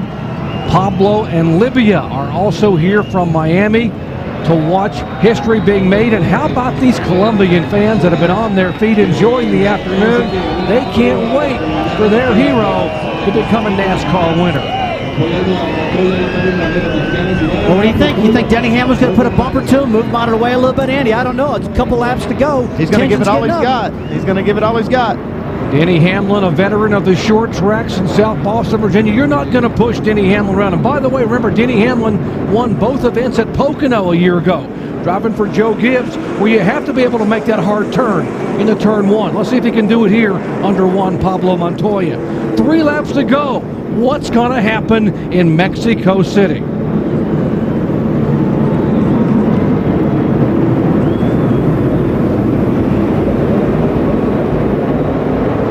Green.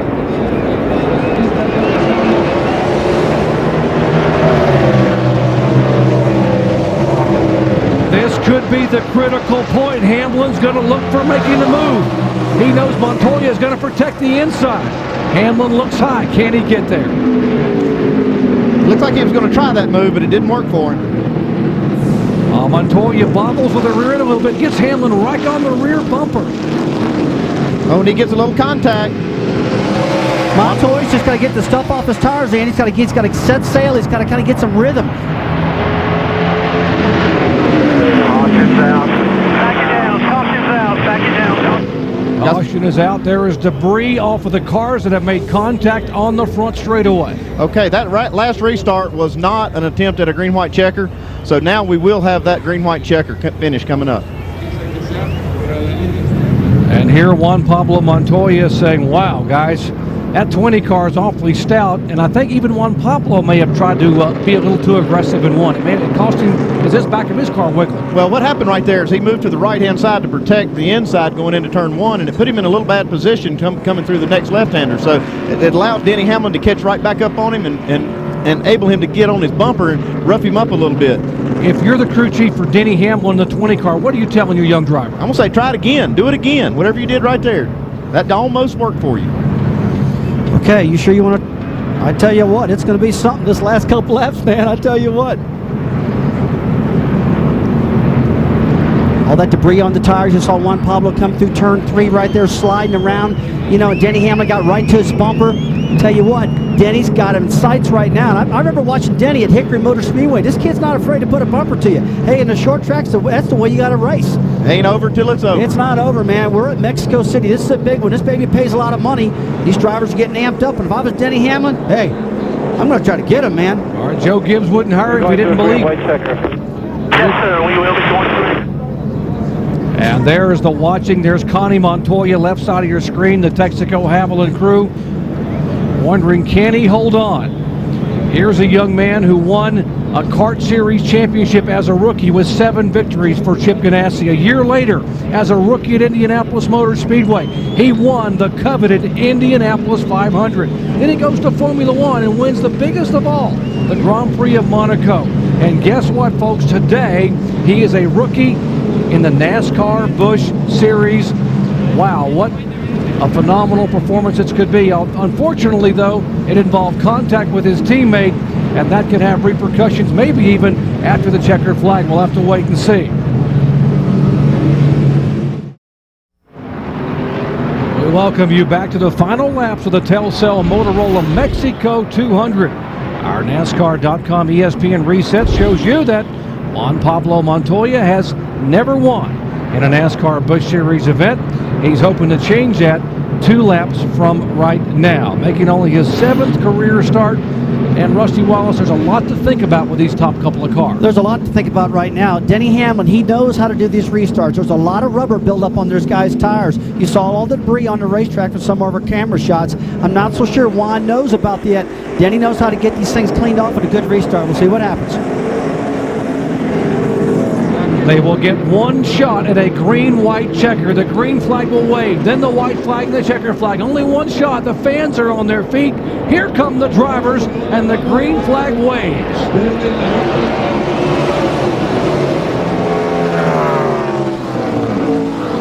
Carl Edward trying to make a move inside of Said for third spot. Montoya trying to rocket his way into turn one and not get dive bombed by Hamlin. He got a great restart, Montoya did. That gave him a little distance on him getting in turn one. That's exactly what Montoya needed, a good restart like that. He needs to get through a couple more corners because Denny's not letting him breathe at all. He's right on his bumper. Now Montoya gets through turn four and gets to those S's where he's so good, maybe he can get some room right there. But boy, I tell you what, I'd be driving my guts out right now because you know Denny is. Juan Pablo Montoya trying to remain poised and composed. He has come from 19th position in the final 24 laps after a problem with fueling the car. Connie there with her hands folded, hoping she is going to see her husband win for the first time as a NASCAR driver. Turn 6, the most important turn. Exit that turn wide open if you can. Juan Pablo Montoya's been very good there. You see he picked a little ground up right now. He's got about 3 car lengths between him and Denny Hamlin. That's some pretty good breathing room because he's been better in turn 7. He's entering right now than anybody on the track all day long today. Good exit off of turn 8 right there. A lot of straightaway speed. He's looking good right now, guys. He slipped up a little bit off that corner, though. White flag this time by. He's got one more attempt. Nice and smooth, buddy. He's got to hold off Hamlin this time. This is Denny Hamlin's best shot in turn 1 if he can get there on the final lap.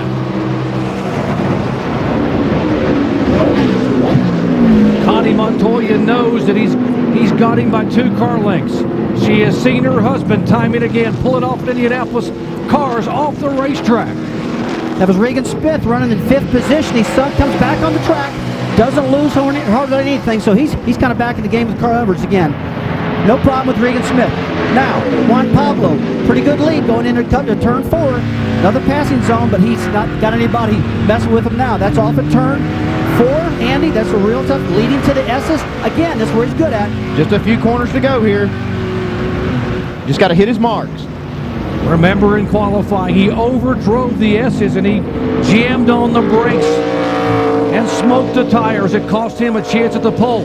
He was frustrated. He was downright angry. He came out of the car throwing things, saying the expectations are that I'm going to come to Mexico and win a NASCAR Busch Series race. A good turn, exit off of turn 6, a lot of speed. Coming into 7, up off 8 right now. Ladies and gentlemen, open up the NASCAR history books because out of turn 8, Juan Pablo Montoya becomes the next winner of the NASCAR Busch Series. Juan Pablo Montoya has won it here at Mexico City, and the fans are going wild. What an effort.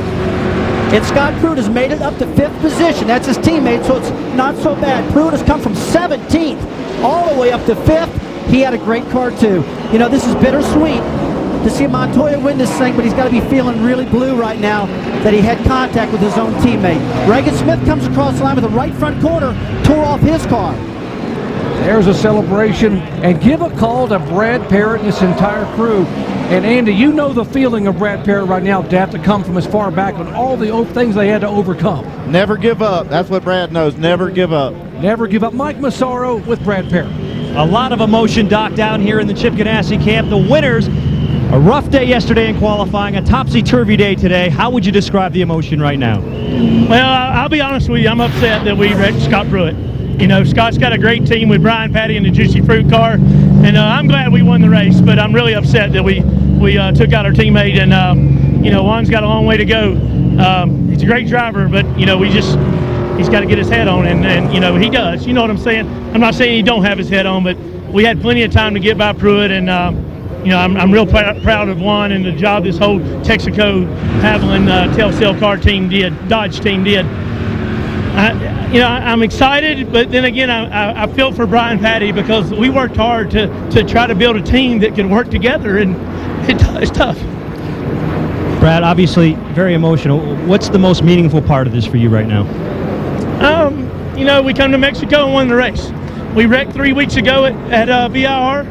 we built the car back, and you know, the team's just outstanding. The motor shop, the fab shop, everybody that put their hands on this race car is outstanding in my eyes. And you know, yesterday wasn't easy, and but we have the best driver in the world. Congratulations. Thank you. Doc, this is bigger than just simply a Busch Series win. You can see the emotion from Brad Parrott. Mixed emotions. He wants to celebrate. He wants to receive all the hugs, but he is so sad for his fellow crew chief, Brian Patty, as he gets hugs down there from Connie Montoya. And a moment ago, Scott Pruitt made his way up to the 42 beside his teammate, Juan Pablo Montoya, who climbed down to the car to salute the fans from Colombia and Mexico who have been on their feet for much of this race today.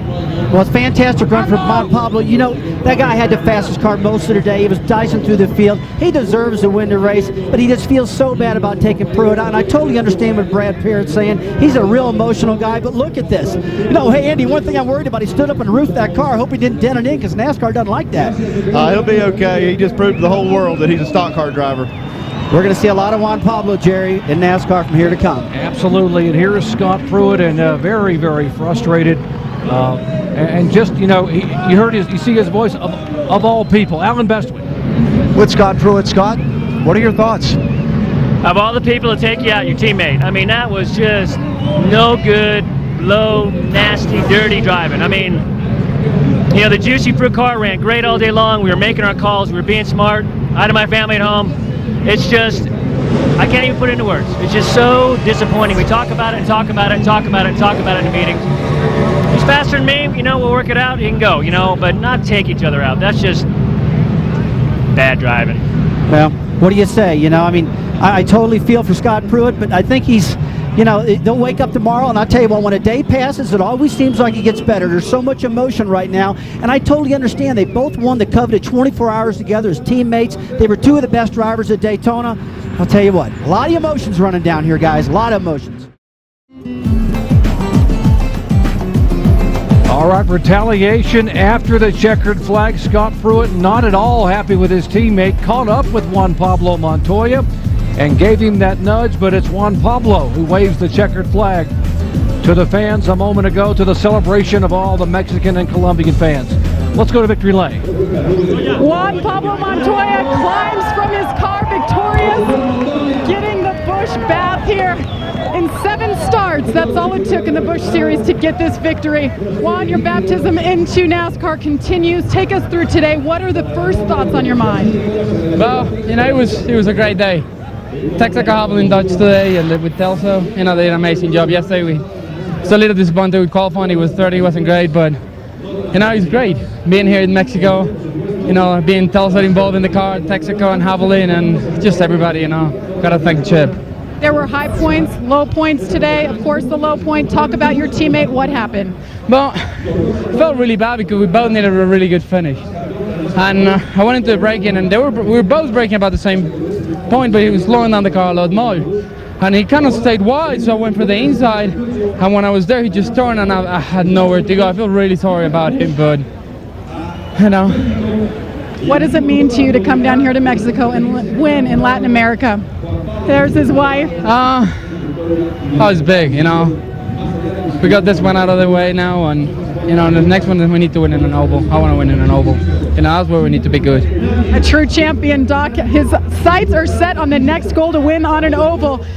Juan Pablo Montoya, before this, his best start and finish actually was 39th. Doc? All right, thank you, Jamie. And just the crew chiefs, Brad Parrott and Brian Patty, able to try to sort of decompress from what just happened a moment ago, discussing, still not real happy about what their drivers did in that contact. We'll wrap it up from Mexico City when we come back in just a moment. And don't forget, the action continues next week when the NASCAR Busch Series heads to Las Vegas, Nevada. Our live flag-to-flag coverage coming up Saturday, March 10th, 2:30 Eastern Time on ABC. Also available in ABC High Definition. Let's check in with Dave, who's caught up with the second-place finisher.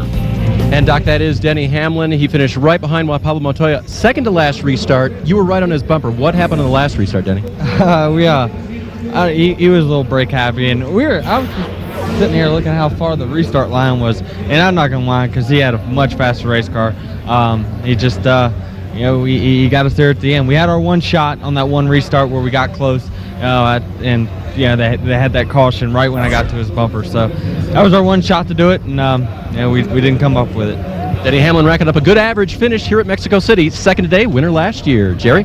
All right, Dave, thank you very much. As you take a look at the finishing order across the top of your screen, guys, your thoughts on this phenomenal performance we saw today? Well, we really expected. We thought if Juan Pablo Montoya was going to get back in his groove after a couple accidents early in the year, it was going to be here in Mexico in a road course. But I'll tell you what, don't give up now, Jerry, because we saw one heck of a race at Daytona. We saw California with a crazy race there. Mexico City, now we're going to Vegas next week. A whole brand new racetrack, repaved, reshaped. We're looking at 4 different tracks so far this year. I'll tell you what I'm impressed with is the way this Chip Ganassi 42 team overcame so much to win this race. They wrecked that car at Virginia International Raceway. When they were testing it, they came here. They had a problem with the car. They fixed it. They had a little confrontation with their teammate and then won the race. What a race. We saw a phenomenal performance today. It will be forever remembered by the fans in the stands as the March of Montoya. The former international superstar, Formula One champion, came here to Mexico where he knew the fans were going to appreciate what NASCAR was all about. They waved the green flag. There was action from the start. All over the racetrack, disappointment. They couldn't get this car to fill with fuel. But Juan Montoya roared back. The pushing and shoving took place. But when the checkered flag waved, it was history being made for NASCAR. Juan Pablo Montoya wins at Mexico City. So long, everyone, from Mexico.